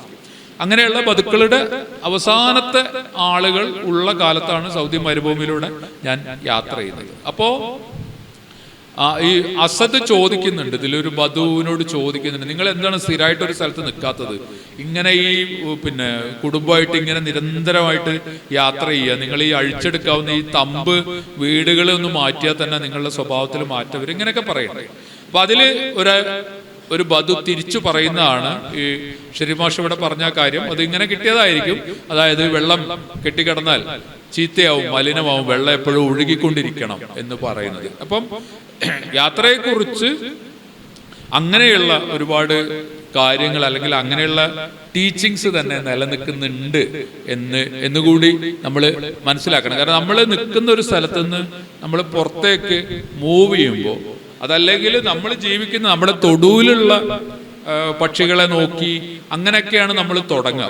ഒരു പക്ഷിയുടെ പിന്നാലെ പോയി ഒരു ചെമ്പോത്തിനെ കണ്ട് ചെമ്പോത്ത് കൂടുണ്ടാക്കുന്നത് നോക്കി ഇങ്ങനെ പോയി നമ്മളുടെ വേലിക്ക് പുറത്തേക്ക് നമ്മൾ കാല് വെക്കുമ്പോൾ നമ്മൾ ഒരു സഞ്ചാരിയായിട്ട് മാറുകയാണ്. പിന്നെ നമ്മൾ അടുത്ത സ്ഥലത്തേക്ക് കാല് വെക്കും, അടുത്ത തെരുവിലേക്ക് പോകും, അടുത്ത അങ്ങാടിയിലേക്ക് പോകും, കടന്നു പോകും, തീവണ്ടി കയറി പോകും, ബസ് കയറി പോകും, നടന്നു പോകും. അങ്ങനെ ഒരാള് ഒരു ട്രാവലറായിട്ട് മാറുകയാണ്. ട്രാവൽ ചെയ്യുമ്പോൾ ഒരു പ്രധാനമായും ഉള്ള ഒരു അഭയം എന്ന് പറയുന്നത് കയ്യിലൊരു പുസ്തകം ഉണ്ടെങ്കിൽ ഒരു സ്ഥലത്ത് സ്റ്റക്കായത് നമ്മൾ അറിയില്ല, അവിടെ ഇരുന്ന് ആ പുസ്തകം വായിക്കാം. അങ്ങനെയാണ് ഒന്നോ രണ്ടോ പുസ്തകങ്ങൾ കൂടി കയ്യിൽ വെച്ചിട്ടുള്ള യാത്രകളിലേക്ക് ഞാൻ പോകുന്നത്. ഞങ്ങളുടെ നാട്ടിൽ യാത്ര പോകുന്നതിന് നാട് വിടാന്നുള്ളൊരു പ്രയോഗമുണ്ട്. പ്രധാനമായിട്ടും ഒരു 40, 50, 60കളിലൊക്കെ നമ്മുടെ നാട്ടിൽ നിന്ന് മദിരാശി, അതുപോലെ മുംബൈ ഇങ്ങനെയുള്ള സ്ഥലങ്ങളിലേക്കൊക്കെ ജോലി ആവശ്യാർത്ഥം പോകുന്നതിന് പറഞ്ഞിരുന്നതാണ്. അപ്പം എൻ്റെ ഉപ്പ അങ്ങനെ 4ാം ക്ലാസ്സിൽ നിന്ന് നാട് വിട്ട ഒരാളാണ്. ഈ നാട് വിടുമ്പോഴൊരു വലിയ പ്രശ്നം അത് വീട്ടിലുള്ളവരാണ്. വീട്ടിലുള്ളവരെ ഉപേക്ഷിച്ചാണ് നമ്മൾ പോകുന്നത്. ഉമ്മ, ഉപ്പ, പെങ്ങന്മാർ, സുഹൃത്തുക്കളെ. ബഷീറിൻ്റെ ആത്മകഥയിൽ അദ്ദേഹത്തിൻ്റെ ബാല്യകാലസഖിയിലൊക്കെ പറയുന്നൊരു ഭാഗമുണ്ട്. പോയി ലോകം ചുറ്റി വാ എന്ന് ഉപ്പ ബഷീറിനോട് പറയുന്നുണ്ട്. അങ്ങനെ ബഷീർ ലോകം ചുറ്റി തിരിച്ചു വരുന്നു എന്നും നമുക്ക് അറിയാം. ഇപ്പോൾ മലയാളികളുടെ ഒരു വലിയ പ്രശ്നം അമ്മയും അച്ഛനുമാണെന്ന് പറയാറുണ്ട്. അവർ പിന്നോട്ട് വലിക്കുന്നു എന്നുള്ളത്. ഏറ്റവും കൂടുതൽ മദർ ഫിക്സേഷനുള്ള ഒരു കമ്മ്യൂണിറ്റിയാണ് മലയാളികൾ എന്ന തരത്തിലുള്ള പറച്ചിലുകളുണ്ട്. ഇപ്പോൾ മലയാളത്തിൽ പുറത്തിറങ്ങിയ ഓർമ്മകളുടെ ഒരു വലിയ പുസ്തകമാണ് ഷെൽവി എന്ന ആൾ എഡിറ്റ് ചെയ്ത ഓർമ്മ എന്ന പുസ്തകം. 2 വാള്യങ്ങളുണ്ട്. അതിൽ പ്രധാനമായിട്ടും കുറിപ്പുകളൊക്കെ അമ്മമാരെ കുറിച്ചാണെന്ന് പറയുന്നുണ്ട്, ഉമ്മമാരെ കുറിച്ചാണെന്ന് പറയുന്നുണ്ട്. അപ്പോൾ എൻ്റെ ചോദ്യം, മുസഫർക്കോയോട്, പുറപ്പെട്ടു പോയ ഒരാളെ വീട് അല്ലെങ്കിൽ ഉമ്മ, ഉപ്പ, അച്ഛൻ, അമ്മ എങ്ങനെയാണ് തിരിച്ചു വിളിക്കുന്നത്? പുറത്ത് വീടും ഏറ്റി നടക്കുന്ന ഒരു ജന്തുവാണ് മനുഷ്യൻ എന്ന് പറയാറുണ്ട്, ആമയെ പോലെ. കൃത്യമായിട്ട് അങ്ങനെ അല്ലെങ്കിലും. അപ്പോൾ എങ്ങനെയാണ് വീട് തിരിച്ചു വിളിക്കുന്നത്, വീട്ടിലേക്കുള്ള വരവ് എങ്ങനെയാണെന്നുള്ളൊരു കാര്യം അറിയാൻ താല്പര്യമുണ്ട്. വീട് ഒരാളെ തിരിച്ചു വിളിച്ചുകൊണ്ടിരിക്കും. അത് മലയാളിയെ കൂടുതലും തിരിച്ചു വിളിച്ചുകൊണ്ടിരിക്കും. വീടും മറന്ന് ഒരാൾ നിരന്തരമായി മുന്നോട്ട് പോകുന്നുണ്ടെങ്കിൽ അയാളുടെ വീട്ടിൽ അയാളെ കാത്തിരിക്കുന്ന ആരും ഉണ്ടാവില്ല. അങ്ങനെ സംഭവിക്കാം. അതാണ് അതിൻ്റെ ഒരു കാരണം എന്ന് പറയുന്നത്. പിന്നെ നമ്മൾ എപ്പോഴും ഒരു 2 തരം യാത്രകളുണ്ട്. ഒന്ന് നോ റിട്ടേൺ എന്ന് പറയുന്നൊരു യാത്രയാണ്. നമ്മൾ തിരിച്ചു വരാൻ ഉദ്ദേശിക്കുന്നില്ല, നമ്മൾ അങ്ങനെ പോവാണ്. പോയ സ്ഥലത്ത് നമ്മളൊരു ജീവിതം ഉണ്ടാക്കി നമ്മൾ വേറൊരു തരത്തിൽ വേറെ കുടുംബം ഉണ്ടാക്കാതെയൊക്കെ ജീവിക്കാം. പക്ഷെ എപ്പോഴും അതാണ്. ഇപ്പം ബഷീറിന്റെ കാര്യം പറയുമ്പോൾ നമുക്കറിയാലോ, തൻ്റെ മകൻ എപ്പോഴെങ്കിലും കയറി വരും, ആ സമയത്തായിരിക്കും കയറി വരിക എന്ന് വിചാരിച്ച് എന്നും രാത്രി ഭക്ഷണം ഉണ്ടാക്കി വിളക്ക് കത്തിച്ച് മകനെ കാത്തിരിക്കുന്ന ഒരു ഉമ്മയുടെ ചിത്രം ബഷീർ ആ കാലത്ത് അവതരിപ്പിക്കുന്നുണ്ട്. അപ്പോ ഇപ്പോ യാത്രികർ എന്ന് പറയുന്ന, അതായത് പിൽക്കാലത്ത് നമ്മൾ വലിയ ട്രാവലേഴ്സായിട്ട് കണ്ടിട്ടുള്ള ബത്തൂത്തയെ പോലുള്ള ആളുകൾ, അല്ലെങ്കിൽ ആ തരത്തിലുള്ള വലിയ യാത്രികരുടെ കാര്യങ്ങൾ എടുത്തു നോക്കിയാൽ അവർക്ക് ഒരിക്കലും ഈ തിരിച്ചു പോവുക എന്നുള്ളൊരു സംഭവം അവരാലോചിക്കുന്നില്ല. ആ കാലത്ത് തിരിച്ച് വീട്ടിലേക്ക് പോകണമെന്ന് ആലോചിക്കുന്നില്ല. അപ്പോൾ ബത്തൂത്ത തന്നെ ഒരു സ്ഥലത്ത് നിന്ന് ഇറങ്ങി ഇന്ന സ്ഥലത്ത് പോകാമെന്ന് വിചാരിച്ച് വന്ന് മലബാറിലൊക്കെ വന്ന് പിന്നെ മക്കയിൽ പോയി ഇനി നാട്ടിൽ തിരിച്ചു പോകാന്ന് ആലോചിക്കുമ്പോൾ വേറൊരു കപ്പൽ കണ്ട് അതിൽ കയറി ഇങ്ങനെ പോകുന്ന ഒരു രീതിയുണ്ട്. അതാണ് ശരിക്കും. അതുകൊണ്ടാണ് ഇന്നും നമുക്ക് ബത്തൂത്തയെ വായിക്കേണ്ടി വരുന്നത്. ബത്തൂത്ത എഴുതിയ മലബാറിനെ കുറിച്ച് നമ്മൾ വായിക്കുന്നു. ബത്തൂത്ത പറഞ്ഞിട്ടുള്ള പല കാര്യങ്ങളും ഇന്നൊരു ചരിത്ര വസ്തുതയായിട്ട് മാറുന്നു, അല്ലെങ്കിൽ ചരിത്ര വസ്തുതയായിട്ട് നമ്മൾ തിരിച്ചറിയുന്നു. പക്ഷെ നമ്മളെപ്പോലെയുള്ള ആളുകൾക്ക് അത് സാധ്യമാകുമോ? അങ്ങനെ ഒരു നോ റിട്ടേണിൽ, അതായത് റിട്ടേൺ ടിക്കറ്റ് ഇല്ലാത്ത ഒരു യാത്ര നമുക്ക് സാധ്യമാകുമോ എന്ന് ചോദിച്ചാൽ, കുറെ കാലത്തേക്ക് പോയാലും നമ്മൾ ഒടുവിൽ നമ്മുടെ വീട്ടിലേക്ക് തിരിച്ചു വരുന്നുണ്ട്. അത് ഒരുപക്ഷെ ഒരു മലയാളി സ്വഭാവം കൂടി ആയിരിക്കാം. കാരണം നമ്മുടെ വലിയ യാത്രയിൽ, അതിപ്പോൾ ചെറിയ രാജൻ കാക്കനാടനെ പോലെ, അല്ലെങ്കിൽ ഹിമാലയത്തിന്റെ മുകളിൽ പോയ ഒരു സ്വാമി ഉണ്ട്, അങ്ങനെയൊക്കെയുള്ള ചില ആളുകളാണ്. രാജൻ കാക്കനാടൻ പോലും വീട്ടിലേക്ക് തിരിച്ചു വന്നിട്ടുണ്ട്. അപ്പോൾ എസ് കെ തീർച്ചയായിട്ടും വീട്ടിലേക്ക് തിരിച്ചു വന്നിരുന്ന ഒരാളാണ്. കാരണം എസ് കെ പറയുന്ന തന്നെ ഒരു കാര്യം അതാണ്. ഇതിനകത്ത് നമ്മുടെ ഒരു ഈ എന്തുകൊണ്ടാണ് നമ്മൾ വീട്ടിലേക്ക് തിരിച്ചു വരുന്നത്? എസ് കെ പറയുന്ന ഒരു കാര്യം എന്താ വെച്ചാൽ, എസ് കെ അന്ന് ആ കാലത്ത് അദ്ദേഹത്തിന്റെ സുഹൃത്തുക്കൾക്ക്, പോയ സ്ഥലങ്ങളിൽ നിന്ന് അദ്ദേഹത്തിന്റെ സുഹൃത്തുക്കൾക്ക് കത്തുകൾ എഴുതുമായിരുന്നു. അപ്പൊ ആ കത്തുകളിലൊക്കെ SK പറയുന്നത്, ഞാനിപ്പോ നിൽക്കുന്നത് വിക്ടോറിയ വെള്ളച്ചാട്ടത്തിന് മുമ്പിലാണ്, ലോകത്തിലെ ഏറ്റവും മനോഹരമായ വെള്ളച്ചാട്ടമാണ്. എന്നിട്ട് ഈ വെള്ളച്ചാട്ടത്തെ കുറിച്ചൊക്കെ 2-3 വരി എഴുതിയിട്ട് പുള്ളി അവസാനം SK ഈ കത്ത് അവസാനിപ്പിക്കുന്നത്, സംഗതി ഇങ്ങനെ ഇത് വളരെ ഭംഗിയുള്ള ഒരു സ്ഥലവും ഈ അനുഭവം വളരെ വൈവിധ്യമുള്ള വളരെ യുണീക്കായ അനുഭവമാണ്, അതിലൊന്നും സംശയമില്ല. പക്ഷെ എൻ്റെ ഏറ്റവും വലിയ ആഹ്ലാദം നിങ്ങൾക്കൊപ്പം മിഠായി തെരുവിലൂടെ ഇങ്ങനെ വർത്താനം പറഞ്ഞ് നടക്കുന്നതാണ് എനിക്ക് ഏറ്റവും വലിയ ഇഷ്ടം എന്ന് പറയുന്നുണ്ട്. അപ്പൊ നമ്മളുടെ ആ കാലത്തും ഇന്നൊക്കെ നമ്മൾ നോക്കുകയാണെങ്കിൽ ഒരു വലിയ ട്രാവലറാണ് SK പൊറ്റക്കാട്. പക്ഷെ SK പൊറ്റക്കാട് തിരിച്ച് കോഴിക്കോട് വരുന്നതിനെ കുറിച്ച്, പുതിയറയിലൂടെ നടക്കുന്ന ജയിൽ റോഡിലൂടെ നടക്കുന്നതിനെ കുറിച്ച്, മിഠായി തെരുവിലൂടെ നടക്കുന്നതിനെ കുറിച്ചുള്ള ഒരു സ്വപ്നമാണ് എപ്പോഴും ഞാൻ തിരിച്ചു വരാൻ ആഗ്രഹിക്കുന്നു എന്നുള്ളൊരു സംഗതിയാണ് SK പങ്കുവെക്കുന്നത്. അതുകൊണ്ട് പൊതുവിൽ ഇപ്പൊ ഇന്നാളെ ഒരു ചർച്ചയിൽ ഒരാള് വളരെ ഒരു വിമർശനമായിട്ട് പറഞ്ഞൊരു കാര്യം, ഈ പറയുന്ന ആളുകളൊക്കെ, അതായത് ഞാനടക്കമുള്ള ആളുകൾ യഥാർത്ഥത്തിൽ സഞ്ചാരികളാണോ? കാരണം നിങ്ങൾ ഇവിടുന്ന് പോകുമ്പോൾ ഇന്ന ദിവസം തിരിച്ചു വരും എന്നൊരു പ്ലാനോടുകൂടി നടത്തുന്ന യാത്രകൾ അവരെ സഞ്ചാരികൾ എന്ന് വിളിക്കാവോ? വർഷങ്ങൾ, ചിലപ്പോൾ ഒരാഴ്ച തന്നെ ട്രാവൽ ചെയ്യുന്ന വലിയ ട്രാവലേഴ്സ്, പഴയ ട്രാവലേഴ്സിനെ വെച്ച് നോക്കുമ്പോൾ നമ്മളൊക്കെ ട്രാവലേഴ്സ് ആണോ എന്നുള്ളൊരു സംശയം. പക്ഷെ അതിൽ അത്ര വലിയൊരു ഇത് ഞാൻ കാണുന്നില്ല. പിന്നെ പഴയ കാലത്തുനിന്ന് ഇന്ന് വ്യത്യാസമുണ്ട്. കാരണം നമ്മളെ തിരിച്ചു വിളിക്കാനുള്ള, അതായത് നമ്മളെ തന്നെ ഒറ്റിക്കൊടുക്കുന്ന ഈ ഫോണുമായിട്ടാണ് നമ്മൾ നടക്കുന്നത്. നമുക്ക് ഇത് ഓഫ് ചെയ്താൽ പോലും ആ ഓഫ് ചെയ്ത സ്ഥലം ഏതാണെന്ന് കണ്ടെത്താൻ പറ്റുന്ന രീതിയിലാണ് ഇന്ന് ടെക്നോളജി. അതുകൊണ്ട് നമ്മൾ ഒരു സ്ഥലത്തേക്ക് പോയി, നമ്മൾ വളരെ ദൂരേക്ക് ഇന്ത്യ മറ്റൊരു രാജ്യമായിട്ട് അതിർത്തി പങ്കിടുന്ന ഒരു സ്ഥലത്ത് എത്തിയാലും നമ്മുടെ വീട്ടിൽ നിന്ന് അല്ലെങ്കിൽ നാട്ടിൽ നിന്ന് ഒരു കോള് വിളിച്ചിട്ട് നമ്മുടെ വീട്ടിലൊരു പ്രശ്നം നമ്മൾ അറിയാണ്. പണ്ട് ഇത് സാധ്യമായിരുന്നില്ല. ഇപ്പൊ നമ്മള് ലോകത്ത് എവിടെ പോവുകയാണെങ്കിലും ഇത് സാധ്യമായി കഴിഞ്ഞു. അപ്പൊ അതുകൊണ്ട് ഈ തിരിച്ചു വിളിയുടെ വേഗത വളരെ കൂടിയിട്ടുണ്ട്. ഇപ്പൊ പണ്ട് ഞാനൊക്കെ പഠിക്കുന്ന കാലത്തൊക്കെ പോവാന്ന് പറഞ്ഞാൽ നമ്മൾ പോകുന്നു, നമ്മൾ നമ്മുടെ ഒരു സമയം പോലെ ചിലപ്പോൾ 1.5 മാസം 2 മാസം 3 മാസമൊക്കെ കഴിഞ്ഞിട്ടായിരിക്കും തിരിച്ചു വരുന്നത്. ഇതിന്റെ ഇടയിൽ എൻ്റെ വീട്ടുകാർക്ക് ഞാൻ എവിടെയാണെന്ന് ട്രെയിൽ ചെയ്യാൻ കണ്ടുപിടിക്കാനുള്ള യാതൊരു വഴിയുമില്ല. കാരണം എന്നെ പിടികൂടാൻ സാധിക്കില്ല. ഏത് ഗുജറാത്തിലാണോ ഹരിയാനയിലാണോ എവിടെയെന്ന് അറിയാൻ പറ്റില്ല. ഇന്ന് പക്ഷെ അത് പോസിബിൾ ആണ്. പ്രത്യേകിച്ചും ഫോൺ ഓൺ ചെയ്യുന്ന ഒരാളാണെങ്കിൽ അയാളെ പിടികൂടാൻ ഒരു ബുദ്ധിമുട്ടുമില്ല. അതുകൊണ്ട് ഇന്നത്തെ യാത്രികനെ സംബന്ധിച്ച് ഈ യാത്രയുടെ പഴയ ഒരുപാട് യാത്രയുടെ സൗന്ദര്യമായിരുന്ന പല അനിശ്ചിതത്വങ്ങളും ഇന്ന് ഇല്ലാതാവുകയും ചെയ്തിട്ടുണ്ട്. കാരണം ഒരു സ്ഥലത്ത് ചെല്ലുമ്പോൾ, ഇപ്പൊ നമ്മൾ രാത്രി അർദ്ധരാത്രി ഒരു സ്ഥലത്ത് ചെന്നിറങ്ങുന്നു 12 മണി 1 മണി സമയത്ത്. ഇപ്പൊ ഞാൻ ഓർക്കുന്നുണ്ട് 86-87 കാലത്ത് നാഗാലാൻഡിൽ ഒക്കെ വളരെ അസമയത്ത് പോയി ഇറങ്ങിയത്, എവിടെയാണ് ഇറങ്ങിയതെന്ന് അറിയില്ല. ഒരു തുള്ളി വെളിച്ചം എവിടെയില്ലാത്ത ഒരു സ്ഥലത്ത് ചെന്ന് ഇറങ്ങിയിട്ട് നേരം വിളിക്കാൻ വേണ്ടിയിട്ട് ആ ഇറങ്ങിയ സ്ഥലത്ത് തന്നെ നിന്ന് നേരം വിളിപ്പിച്ചിട്ടുണ്ട്.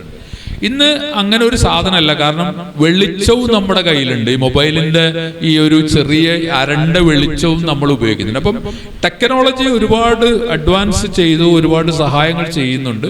പക്ഷെ ടെക്നോളജി ഈ ഒരു യഥാർത്ഥത്തിലുള്ള യാത്രയുടെ പലതരം അനിശ്ചിതത്വങ്ങളെ ഇല്ലാതാക്കി. മറ്റൊന്ന്, എല്ലാം ഗൂഗിൾ നമ്മളെ കൊണ്ടുപോകും എന്നുള്ള ഒരു അവസ്ഥ വന്നു. അപ്പൊ എന്താ വെച്ചാല് ഗൂഗിളിൽ നോക്കിയിട്ട് നമുക്ക് ക്ലൗഡ് വരെ അറിയാം, അവിടെ മഴ പെയ്യോ ഇല്ലെന്ന് വരെ മനസ്സിലാക്കിക്കൊണ്ട് നടത്തുന്ന ഒരു യാത്രയിലേക്ക് നമ്മൾ മാറുകയാണ്. അപ്പം പഴയ കാലത്ത് നമ്മൾ ചിലപ്പോൾ വളരെ നമുക്കൊരു പരിചയമില്ലാത്ത ഒരു ഗ്രാമത്തിൽ അവസാനം പോകുന്ന ഒരു ബസ്സിൽ അവിടെ ഇറങ്ങി അടുത്ത ദിവസം പോകേണ്ട ഒരു സ്ഥലത്തേക്ക് നമ്മൾ ബസ് കാത്തു നിൽക്കുന്ന അതിലുള്ള ഒരു വലിയ അനിശ്ചിതത്വം അതിനകത്തുണ്ട്. ചിലപ്പോൾ അപകടങ്ങളും സംഭവിച്ചേക്കാം. പക്ഷെ ആ അനിശ്ചിതത്വമായിരിക്കും ആ യാത്രയുടെ ഏറ്റവും വലിയ സൗന്ദര്യം, ഏറ്റവും വലിയ ഭംഗി എന്ന് പറയുന്നത്. അപ്പൊ ഇന്ന് നമ്മൾ ഈ തിരിച്ചുവരവിന്റെ വേഗത, ഈ ഒരു ഡിജിറ്റൽ കാലത്തെ ട്രാവലർ എന്ന് പറയുന്നത് തന്നെ വലിയ മാറ്റമുള്ള ഒരു ട്രാവലറാണ്. കാരണം അയാളുടെ എല്ലാ കാര്യങ്ങളും, ട്രെയിൻ ഏത് പ്ലാറ്റ്ഫോമിലാണ് വരുന്നത് എന്ന് വരെ അയാളുടെ ഇന്റർനെറ്റ് ഉപയോഗിച്ചിട്ട് അയക്കുന്നത് കണ്ടുപിടിക്കാം. പണ്ട് നമ്മളൊക്കെ ആദ്യകാലത്ത് യാത്ര ചെയ്യുമ്പോൾ ട്രെയിൻ ഏത് പ്ലാറ്റ്ഫോമിലാണ് വരുന്നതെന്ന് അറിയില്ല, നമ്മുടെ കമ്പാർട്ട്മെന്റ് എവിടെയാണെന്ന് അറിയില്ല. ഇപ്പൊ എല്ലാം അറിയാലോ, കമ്പാർട്ട്മെന്റ് ഇന്ന സ്ഥലത്താണ്, അവിടെ നിന്നാ കയറാന്നൊക്കെ നമുക്കറിയാം. അപ്പൊ ഇങ്ങനെ ഈ ഒരു സംഗതി, ഈ അനിശ്ചിതത്വത്തെ ഈ ഡിജിറ്റൽ കാലം വളരെയധികം കുറച്ചിട്ടുണ്ട്. പിന്നെ ഈ പറഞ്ഞ ഈ തിരിച്ചു വിളിയുടെ വേഗത, വെലോസിറ്റി വളരെയധികം വർദ്ധിച്ചിട്ടുണ്ട്. കാരണം ഒരാളെ ഇന്ന് ആക്സസ് ചെയ്യാൻ പറ്റും എന്നുള്ളത്. ഇതിനെല്ലാം പുറമേയുള്ള ഒരു പ്രധാന കാര്യം എന്ന് പറയുന്നത് ഒരാള് എങ്ങനെയാണ് തിരിച്ചു വരുന്നത്, അതിന്റെ കാര്യം എന്താണ്. അതിനകത്ത് വളരെ സിമ്പിൾ ആയിട്ടുള്ള ഒരു കാര്യം പറഞ്ഞ് ഞാൻ ആ കാര്യം അവസാനിപ്പിക്കുക. അതിനകത്തൊരു ജെൻഡർ പ്രശ്നമുണ്ട്. ഒരു പുരുഷനാണ് പോകുന്നതെങ്കിൽ അയാളെ കാത്തിരിക്കുന്ന ഒരു സ്ത്രീ ഉണ്ടെങ്കിലാണ് അയാൾ തിരിച്ചു വരിക. ഒരു സ്ത്രീയാണ് പോകുന്നതെങ്കിൽ ആ സ്ത്രീയെ കാത്തിരിക്കുന്ന ഒരു പുരുഷനുണ്ടെങ്കിലാണ് അവർ തിരിച്ചു വരിക. അപ്പൊ അങ്ങനെ ഇല്ലാത്തവരുണ്ടാകുമോ എന്നാണ് നമ്മൾ ആലോചിക്കേണ്ടത്. അത് നമ്മുടെ ഒരു സൊസൈറ്റിയിൽ അത് വളരെ വളരെ കുറവായിരിക്കും. അപ്പൊ അങ്ങനെ കുറവുള്ള ആളുകളെയാണ് നമ്മൾ ഒരിക്കൽ പുറപ്പെട്ടു പോയിട്ട് പിന്നീട് അവരെവിടെ പോയി എന്ന് അറിയില്ല, പിന്നീട് അവർ തിരിച്ചു വന്നില്ല എന്ന് നമ്മൾ പറയുന്ന വളരെ ചെറിയ ഒരു ശതമാനം ആളുകളെ ആയിരിക്കും. ബാക്കിയുള്ള നമ്മുടെ വലിയ ട്രാവലേഴ്സ് എല്ലാവരും തന്നെ, അത് എസ് കെ പൊറ്റക്കാടായാലും രവീന്ദ്രനായാലും, ഇവരൊക്കെ ഒരു ടൈം പീരിയഡ് കഴിഞ്ഞ് വീട്ടിലേക്ക് തിരിച്ചു വരികയാണ് തന്നെയാണ് ചെയ്തിട്ടുള്ളത്. ഇവരൊക്കെ ഇപ്പൊ രവീന്ദ്രനൊക്കെ അത് വളരെ, ഞാൻ പറഞ്ഞ പോലെ തന്നെയാണ്. രവീന്ദ്രൻ അമ്മയോട് വന്നിട്ട് അടുക്കളയിൽ പടിയിട്ടിരുന്ന് അടുക്കളയിൽ ഈ പോയ നാട്ടിലെ കഥകൾ പറയുന്നതിനെ കുറിച്ച് അദ്ദേഹത്തിന്റെ അനുജനും ചിത്രകാരനുമായ പ്രഭാകരൻ ഒരു അഭിമുഖത്തിൽ പറയുന്നുണ്ട്. അപ്പൊ നമ്മള് ഈ ഒരു സ്ഥലത്തേക്ക് പോകുന്നത് നമ്മുടെ വീട്ടിലെ അടുക്കളയിൽ വന്നിരുന്ന ആ കഥ പറയാനും കൂടിയാണ് എന്നതാണ് വസ്തുത. ഇന്ത്യ ഒരു മഹാരാജ്യമാണെന്ന് ഇന്ത്യക്കാർ മനസ്സിലാക്കിയത് ബ്രിട്ടീഷുകാർ നമ്മുടെ നാട്ടിൽ തീവണ്ടി ഓടിച്ചു തുടങ്ങിയപ്പോഴാണെന്ന് പറയാറുണ്ട്. ഇന്ത്യയുടെ സാധ്യത ഒരറ്റം മുതൽ കാശ്മീർ മുതൽ കന്യാകുമാരി വരെയുള്ള കുറുകയുള്ള അതിൻ്റെ സാധ്യത മനസ്സിലാക്കിയെത്തുന്നത് ബ്രിട്ടീഷുകാരാണെന്ന് പറയാറുണ്ട്. എനിക്ക് തോന്നുന്നത് മുസഫർക്ക 70കളിലും 80കളിലും മുതൽ ഇന്ത്യയിലെ പല സ്ഥലങ്ങളിലും സഞ്ചരിക്കുന്നുണ്ടാവും. പക്ഷെ ഒരിക്കലും തീരാത്ത ഒരിടമാണ് ഇന്ത്യ എന്ന് പറയുന്നത്.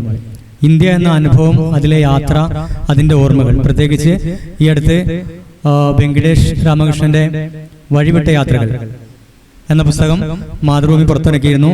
അദ്ദേഹം അത് വായിക്കുകയും നിരൂപണം ചെയ്യുകയും ചെയ്തിരുന്നു. അപ്പോൾ അതിൻ്റെ കൂടി പശ്ചാത്തലത്തിൽ പുതിയ ഇന്ത്യയിലെ യാത്രയിലെ സാധ്യത എന്നുള്ള കാര്യങ്ങളെപ്പറ്റി പറഞ്ഞു നന്നാവും. അപ്പൊ ഇന്ത്യൻ യാത്രകളെ കുറിച്ച് പറയുമ്പോൾ എന്താണ് ഇന്ത്യൻ യാത്രയിൽ വന്നിട്ടുള്ള മാറ്റം എന്നുള്ളതാണ്. അതിലൊരു പ്രധാനപ്പെട്ട ഒരു കാര്യം എന്ന് പറയുന്നത് ഇന്ത്യയുടെ ബഹുസ്വരമായ ഒരു ഒന്നിച്ച് നിൽപ്പ്, ലയിച്ചുള്ള നിൽപ്പ് ആണ് ഈ മുൻകാല യാത്രകളിലൊക്കെ ഞാൻ കണ്ടിട്ടുള്ളത്. അതായത് നമുക്ക് വിശ്വസിക്കാൻ കഴിയില്ല, ഒരു 60 സ്ഥലങ്ങളിലെങ്കിലും, ഞാൻ ആ കാലത്ത് പിന്നീട് ഇപ്പോഴും ഞാൻ ആ യാത്രകൾ തുടരുന്നുണ്ട്, 60 സ്ഥലങ്ങളിലെങ്കിലും ഞാൻ കണ്ടിട്ടുണ്ട് ഒരു ക്ഷേത്രവും ഒരു പള്ളി എന്നോ അല്ലെങ്കിൽ ഒരു പ്രാർത്ഥനാ മുറി. പള്ളി എന്ന് പറഞ്ഞാൽ പൂർണ്ണമായി ഉള്ള ഒരു വലിയ പള്ളിയല്ല, അതല്ലെങ്കിൽ ഒരു ചെറിയ ദർഗ. ഇതൊരു എടച്ചുമരിന്റെ വ്യത്യാസത്തിൽ ഒന്നിച്ചു നിൽക്കുന്ന 60 സ്ഥലങ്ങളെങ്കിലും ഇന്ത്യയുടെ പല ഭാഗങ്ങളിൽ ഞാൻ കണ്ടു. കേരളത്തിലുണ്ടാവും, കൊടകിലുണ്ട്, പല സ്ഥലങ്ങളിലുണ്ട്. അപ്പൊ ഈ നമ്മളുടെ ഒന്നിച്ച് നിൽപ്പിന്റെ തന്നെ ഏറ്റവും വലിയ പ്രഖ്യാപനമായിട്ടാണ് ഞാൻ ആ സ്ഥലങ്ങളൊക്കെ കണ്ടിട്ടുള്ളത്. അവിടെ അത്തരം സ്ഥലങ്ങളിലെല്ലാം ഉള്ള മറ്റൊരു പ്രത്യേകത സൗജന്യമായി ഭക്ഷണം കൊടുക്കും എന്നുള്ളതാണ്. അപ്പം അങ്ങനെയുള്ള ഒരു സ്ഥലം, അങ്ങനെയുള്ള എത്രയോ സ്ഥലങ്ങൾ, എന്നുവെച്ചാൽ ആ സ്ഥലം എന്ന് പറയുമ്പോൾ അവിടെയുള്ള ജനങ്ങൾ എങ്ങനെ ഐക്യത്തോടെ ജീവിച്ചു. ഒരു പള്ളിയിലെ കാര്യം മറ്റൊരു വിഭാഗം ജനങ്ങൾ നടത്തുന്നു, ക്ഷേത്രത്തിലെ അല്ലെങ്കിൽ അങ്ങനത്തെ ഒരു ആഘോഷം നടത്തുമ്പോൾ അതിൽ മുസ്ലിങ്ങൾ പങ്കുചേരുന്നു. ഇങ്ങനെയുള്ള ഒരു ഇന്ത്യ എന്ന് പറയുന്നതാണ് ഞാനൊക്കെ ആ കാലത്ത് കണ്ടിട്ടുള്ള ഇന്ത്യ. ഇപ്പൊ A.L. ബാഷാമിന്റെ വളരെ പ്രശസ്തമായ പുസ്തകമാണ് the wonder that was India എന്ന് പറയുന്ന പുസ്തകം. അതിൽ അദ്ദേഹം പല അത്ഭുതങ്ങളെ കുറിച്ച് പറയുന്നുണ്ട്. പക്ഷെ എന്നെ പോലെ ആ കാലത്ത് യാത്രകൾ ആരംഭിച്ച ഒരു ജീവിതത്തിൽ തന്നെ ആദ്യമായിട്ട് അത്രയും ദൂരേക്കൊക്കെ യാത്ര ചെയ്യുന്ന എന്നെ എന്നും അതിശയിപ്പിച്ചിട്ടുള്ളത് ഈ ജനങ്ങൾ പരസ്പരം ഒന്നിച്ച് ജീവിക്കുന്നതിന്റെ കഥയാണ്. അപ്പോഴൊക്കെ പാർട്ടീഷൻ കഴിഞ്ഞു, വിഭജനം, ഇന്ത്യ പാക് വിഭജനം കഴിഞ്ഞു.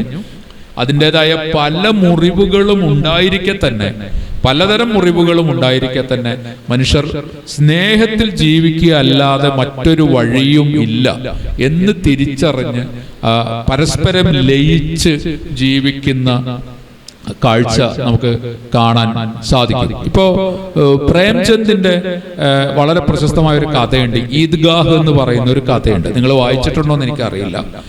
ഒന്നുമില്ല, അതിൽ ഇങ്ങനെ ഈ നമ്മളെ നാട്ടിൽ നിന്ന് വ്യത്യസ്തമായിട്ട് വടക്കേ ഇന്ത്യയിൽ, പ്രത്യേകിച്ച് ബീഹാറിലും അങ്ങനെയുള്ള UP ഇങ്ങനെയൊക്കെയുള്ള സ്ഥലങ്ങളിൽ ഈദ്ഗാഹിനോട് ചേർന്ന് നമ്മൾ ഇവിടെ ഈ പൂരങ്ങൾക്കൊക്കെ കാണുന്ന പോലെ വലിയ സ്റ്റാളുകൾ ഉണ്ടാവും.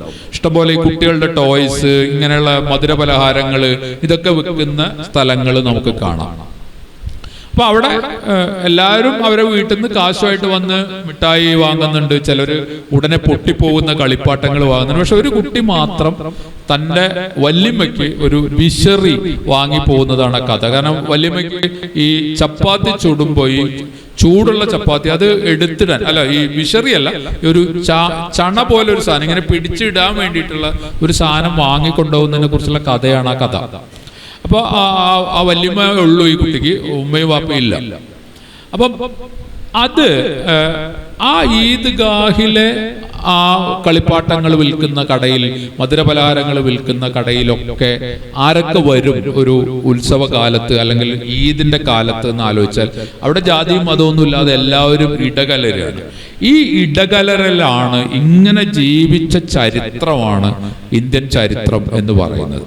അപ്പം 47-ല് വിഭജനമുണ്ടായി. വിഭജനം പലതരം മുറിവുകളും പലതരം പ്രശ്നങ്ങളും അകലങ്ങളും ഒക്കെ സൃഷ്ടിച്ചെങ്കിലും അതിൽ നിന്നെല്ലാം ഇന്ത്യൻ ജനത പിന്നീട് മറികടന്ന് മുന്നോട്ട് വന്നത് വാസ്തവത്തിൽ ഈ ഒന്നിച്ചുള്ള ജീവിതത്തിന്റെ പരസ്പരം ഒന്നിക്കുക എന്നുള്ള ആ ഒരു സന്ദേശത്തിൽ ഊന്നിയാണ്. ആ ഇന്ത്യ സമീപകാലത്ത് ഇന്ത്യയിലൂടെ യാത്ര ചെയ്യുമ്പോൾ ആ ഇന്ത്യ ഏറെക്കുറെ നഷ്ടപ്പെട്ടതായ ഒരു തോന്നൽ എനിക്കുണ്ടായി. ഇപ്പൊ ബോംബെ പോലെ ഒരു നഗരത്തില് നമ്മൾ പോയിട്ട് ഒരു താമസിക്കാൻ റൂം ചോദിക്കുന്നു. റൂം ഉണ്ടെന്ന് പറയുന്നു. നിങ്ങൾ ID കാർഡ് തരുമെന്ന് പറയുന്നു.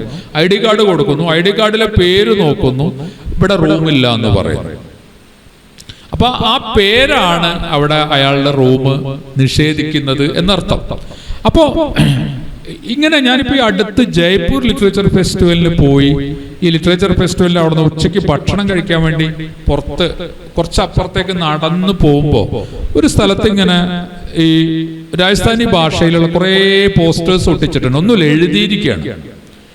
അപ്പം എനിക്കിത് വായിക്കാൻ കഴിയില്ല. അപ്പൊ ഞാൻ ഒരാളോട് ചോദിച്ചത് എന്താണ് ഈ പോസ്റ്ററിൽ എന്താണ് എഴുതിയിരിക്കുന്നതെന്ന് വെച്ചാൽ, അപ്പൊ പോസ്റ്ററിൽ ഇതാണ്, പോസ്റ്ററിന്റെ ഉള്ളടക്കം ഇതാണ്: ഹിന്ദുക്കൾ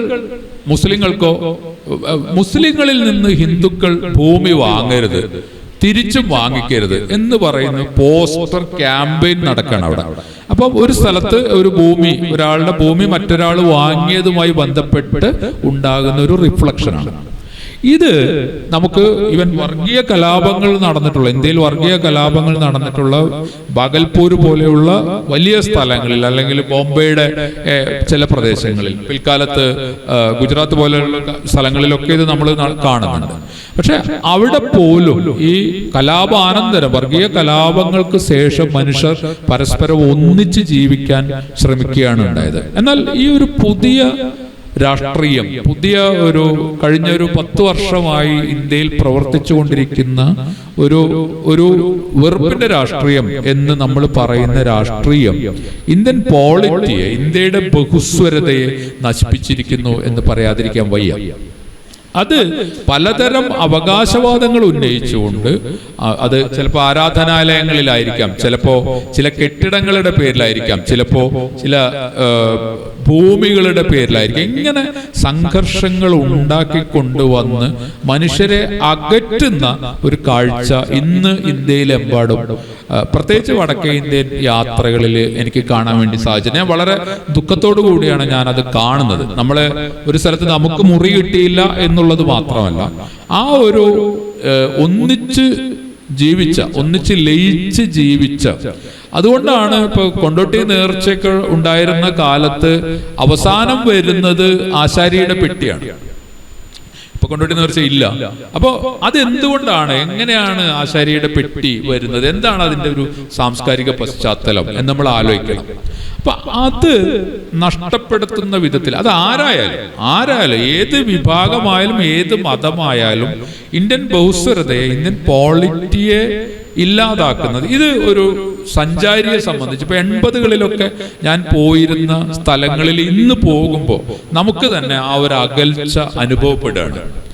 അതാണ് ഇന്നത്തെ ഒരു ഇന്ത്യൻ യാഥാർത്ഥ്യം എന്ന് പറയുന്നത്. അപ്പൊ ഞാൻ അമൃത്സറിൽ പോയപ്പോൾ അവിടെ നിങ്ങൾ ആരെങ്കിലും അമൃത്സറിൽ പോകണം, കേരളത്തിൽ നിന്ന് പോകുന്ന ആളുകൾ പൊതുവിൽ കാണാത്ത ഒരു സംഭവമാണ് പാർട്ടീഷൻ മ്യൂസിയം എന്ന് പറഞ്ഞിട്ട് ഒരു ചെറിയ മ്യൂസിയം ഉണ്ട്. പ്രൈവറ്റ് മ്യൂസിയമാണത്. അവിടെ അതിനകത്ത് പടമെടുക്കാൻ അവർ അനുവദിക്കില്ല. ഫോട്ടോഗ്രാഫി അനുവദനീയമല്ലാത്തൊരു സംഭവം. അപ്പൊ എന്താണ് ഈ പാർട്ടീഷൻ മ്യൂസിയം? അപ്പൊ 1947 ഇന്ത്യയും പാകിസ്ഥാനും 2 രാജ്യങ്ങളാവുന്നു, വിഭജിക്കുന്നു. അപ്പോൾ ഇന്ന് നമ്മൾ ഇന്ത്യ എന്ന് വിളിക്കുന്ന സ്ഥലത്ത് നിന്ന് ആളുകൾ പാകിസ്ഥാനിലേക്ക് പോകുന്നുണ്ട്. ഇന്ന് നമ്മൾ പാകിസ്ഥാൻ എന്ന് വിളിക്കുന്ന സ്ഥലത്ത് നിന്ന് ആളുകൾ ഇന്ത്യയിലേക്ക് വരുന്നുണ്ട്.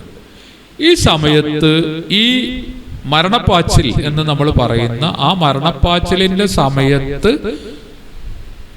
ഓരോ ആളുകളുടെയും കയ്യിലുണ്ടായിരുന്ന വസ്തുക്കൾ, അവരെ കയ്യിൽ നിന്ന് കളഞ്ഞു പോകാതെ അവർക്ക് കിട്ടിയ വസ്തുക്കൾ, അത് ചിലപ്പോൾ ഒരു മോതിരമായിരിക്കും, ചിലപ്പോൾ ഒരു വളയായിരിക്കും, ചിലപ്പോൾ ഒരു ദുപ്പട്ടയായിരിക്കും, ചിലപ്പോൾ ഒരു ട്രങ്ക് പെട്ടിയായിരിക്കും. ഇങ്ങനെയുള്ള സാധനങ്ങളാണ്.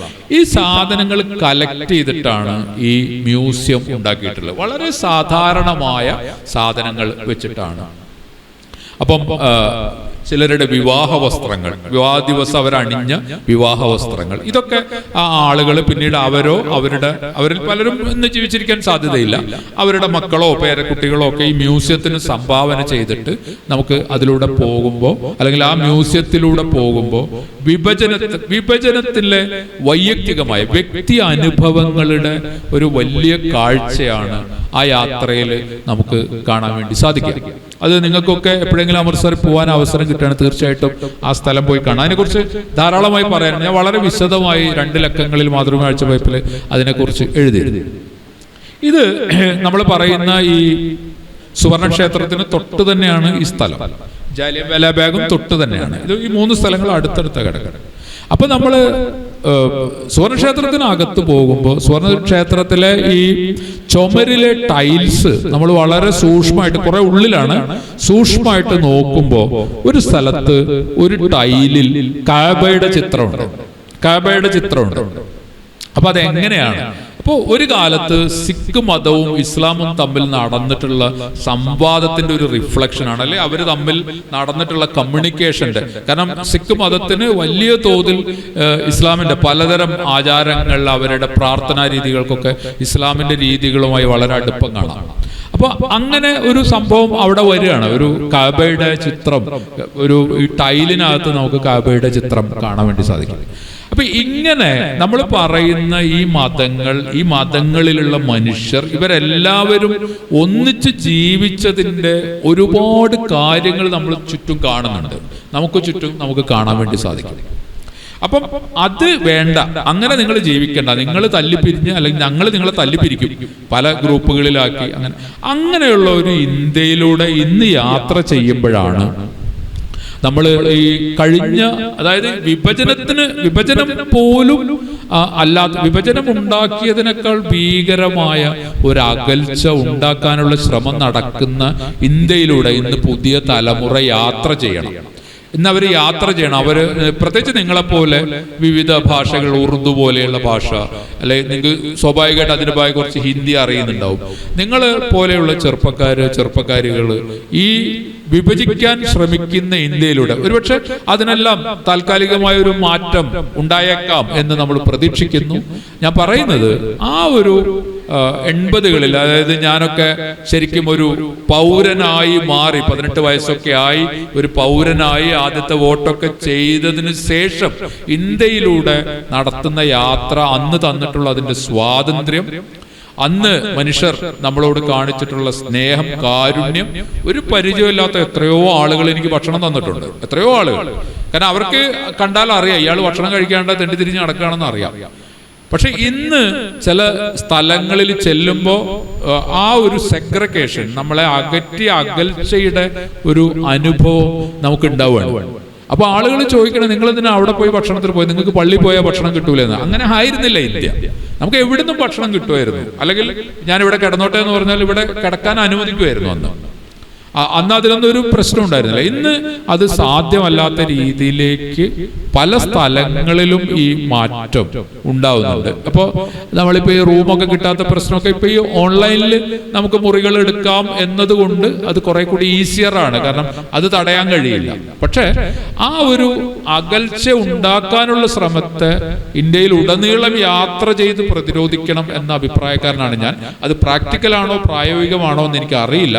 പക്ഷെ ഞാൻ എല്ലായിടത്തും യാത്ര ചെയ്യുമ്പോൾ ഈ കാര്യങ്ങൾ ഇങ്ങനെ നോക്കാറുണ്ട്. ചുമരെഴുത്തുകളാണ് പ്രധാനമായിട്ട് ഞാനിപ്പോൾ യാത്ര ചെയ്യുമ്പോൾ നോക്കുന്നത്. പണ്ട് നമ്മൾ കൊട്ടാരങ്ങളും കോട്ടകളും കോട്ടകൊത്തളങ്ങളും ഒക്കെ കാണാൻ പോയിരുന്നതിന് പകരം ആ കോട്ടയുടെ ചുമരിൽ ഇന്ന് ഒട്ടിക്കുന്ന പോസ്റ്റർ എന്താണെന്നാണ് ഞാൻ ഇപ്പൊ നോക്കാറ്. ലോകത്ത് എവിടെ പോകുമ്പോഴും അങ്ങനെയാണ് നോക്കുക. ഇന്ത്യയിൽ ഇപ്പൊ അത് പ്രധാനമായിട്ട് നോക്കുന്നുണ്ട്. ചിലപ്പോൾ അറിയാത്ത ഭാഷയിൽ എഴുതിയ പോസ്റ്റർ ആളുകളോട് ചോദിക്കും എന്താണ് ഈ പോസ്റ്ററിൽ പറയുന്നത്. ആ പോസ്റ്റർ ഒരു സന്ദേശം നമുക്ക് തരുന്നുണ്ട്. നിങ്ങൾ ഈ ലയിച്ച് ചേർന്ന് അല്ലെങ്കിൽ എല്ലാവരും പരസ്പരം പല മതവിഭാഗങ്ങൾ, പല വിശ്വാസക്കാർ, പല ജാതിക്കാർ, പലതരം പല ഭക്ഷണ രീതികളുള്ളവരെല്ലാവരും യോജിച്ച് ജീവിക്കുന്ന ഒരു സ്ഥലത്തെ വിഘടിപ്പിക്കുന്നതാണോ ആ പോസ്റ്റർ എന്ന് ഇപ്പൊ ഏത് സ്ഥലത്ത് ചെന്നാലും ഞാൻ നോക്കാറുണ്ട്. ഗ്രാഫിറ്റികൾ, പോസ്റ്ററുകൾ, ചുമരെഴുത്തുകൾ, മുദ്രാവാക്യങ്ങൾ. ഇതിലാണ് ഇപ്പോൾ എൻ്റെ യാത്രയെ തന്നെ കഴിഞ്ഞ 2-3 വർഷം കൊണ്ട് പ്രത്യേകിച്ച് ഇന്ത്യൻ യാത്രകളിൽ ഒരു വലിയൊരു മാറ്റം ഉണ്ടായിട്ടുണ്ട്. അതിന്റെ ഭാഗമായിട്ടാണ് ഞാൻ ഈ പറഞ്ഞ ജയ്പൂർ വെച്ച് ഈ പോസ്റ്റർ കാണുന്ന കാര്യമൊക്കെ ഞാൻ പറഞ്ഞു. അപ്പോൾ ആ ഒരു ഇന്ത്യൻ യാഥാർത്ഥ്യം മാറുകയാണ്. അതിനെ മാറാൻ അനുവദിക്കാൻ പാടില്ല. പുതിയ തലമുറയാണ്, പുതിയ ചെറുപ്പക്കാരികളും ആ ഇന്ത്യ എന്ന് പറയുന്നത് എല്ലാവർക്കും ജീവിക്കാൻ, എല്ലാവർക്കും ശ്വസിക്കാൻ അവകാശവും അനുമതിയുമുള്ള ആ ഇന്ത്യ നിലനിർത്താൻ ശ്രമിക്കണം. അതിനാണ് പോരാടേണ്ടത് എന്നൊരു അഭിപ്രായമാണ് എനിക്കുള്ളത്. വെങ്കടേഷ് രാമകൃഷ്ണന്റെ വഴിവിട്ട യാത്രകൾ എന്ന പുസ്തകത്തെ പറ്റി ഒരു കമന്റ് ചെയ്യും. ആ പുസ്തകത്തെക്കുറിച്ച് ഞാൻ റിവ്യൂ എഴുതിയിരുന്നു. സുപ്രഭാതത്തിൽ എൻ്റെ ഒരു ബുക്ക് റിവ്യൂ കോളമുണ്ട്, അതിനകത്ത് ഞാൻ എഴുതിയിരുന്നു. ഇപ്പോൾ ഈ വെങ്കടേഷിൻ്റെ യാത്രകൾ എന്ന് പറയുന്നത് അദ്ദേഹം ഒരു രാഷ്ട്രീയ റിപ്പോർട്ടർ, രാഷ്ട്രീയ ലേഖകൻ എന്ന നിലയ്ക്ക് ഹിന്ദുവിനും ഫ്രണ്ട് ലൈനും വേണ്ടി നടത്തിയിട്ടുള്ള യാത്രകളെ കുറിച്ചുള്ള പുസ്തകം അതെല്ലാവരും വായിക്കേണ്ടതാണ്. കാരണം എങ്ങനെയാണ് നമ്മളൊരു രാഷ്ട്രീയ സമയം, ഇപ്പോൾ ബാബരി മസ്ജിദ് തകർക്കപ്പെടുന്ന സമയത്ത് അവിടെ ഉണ്ടായിരുന്ന പത്രപ്രവർത്തകരിൽ ഒരാളാണ്, മലയാളി പത്രപ്രവർത്തകരിൽ ഒരാളാണ് വെങ്കടേഷ്.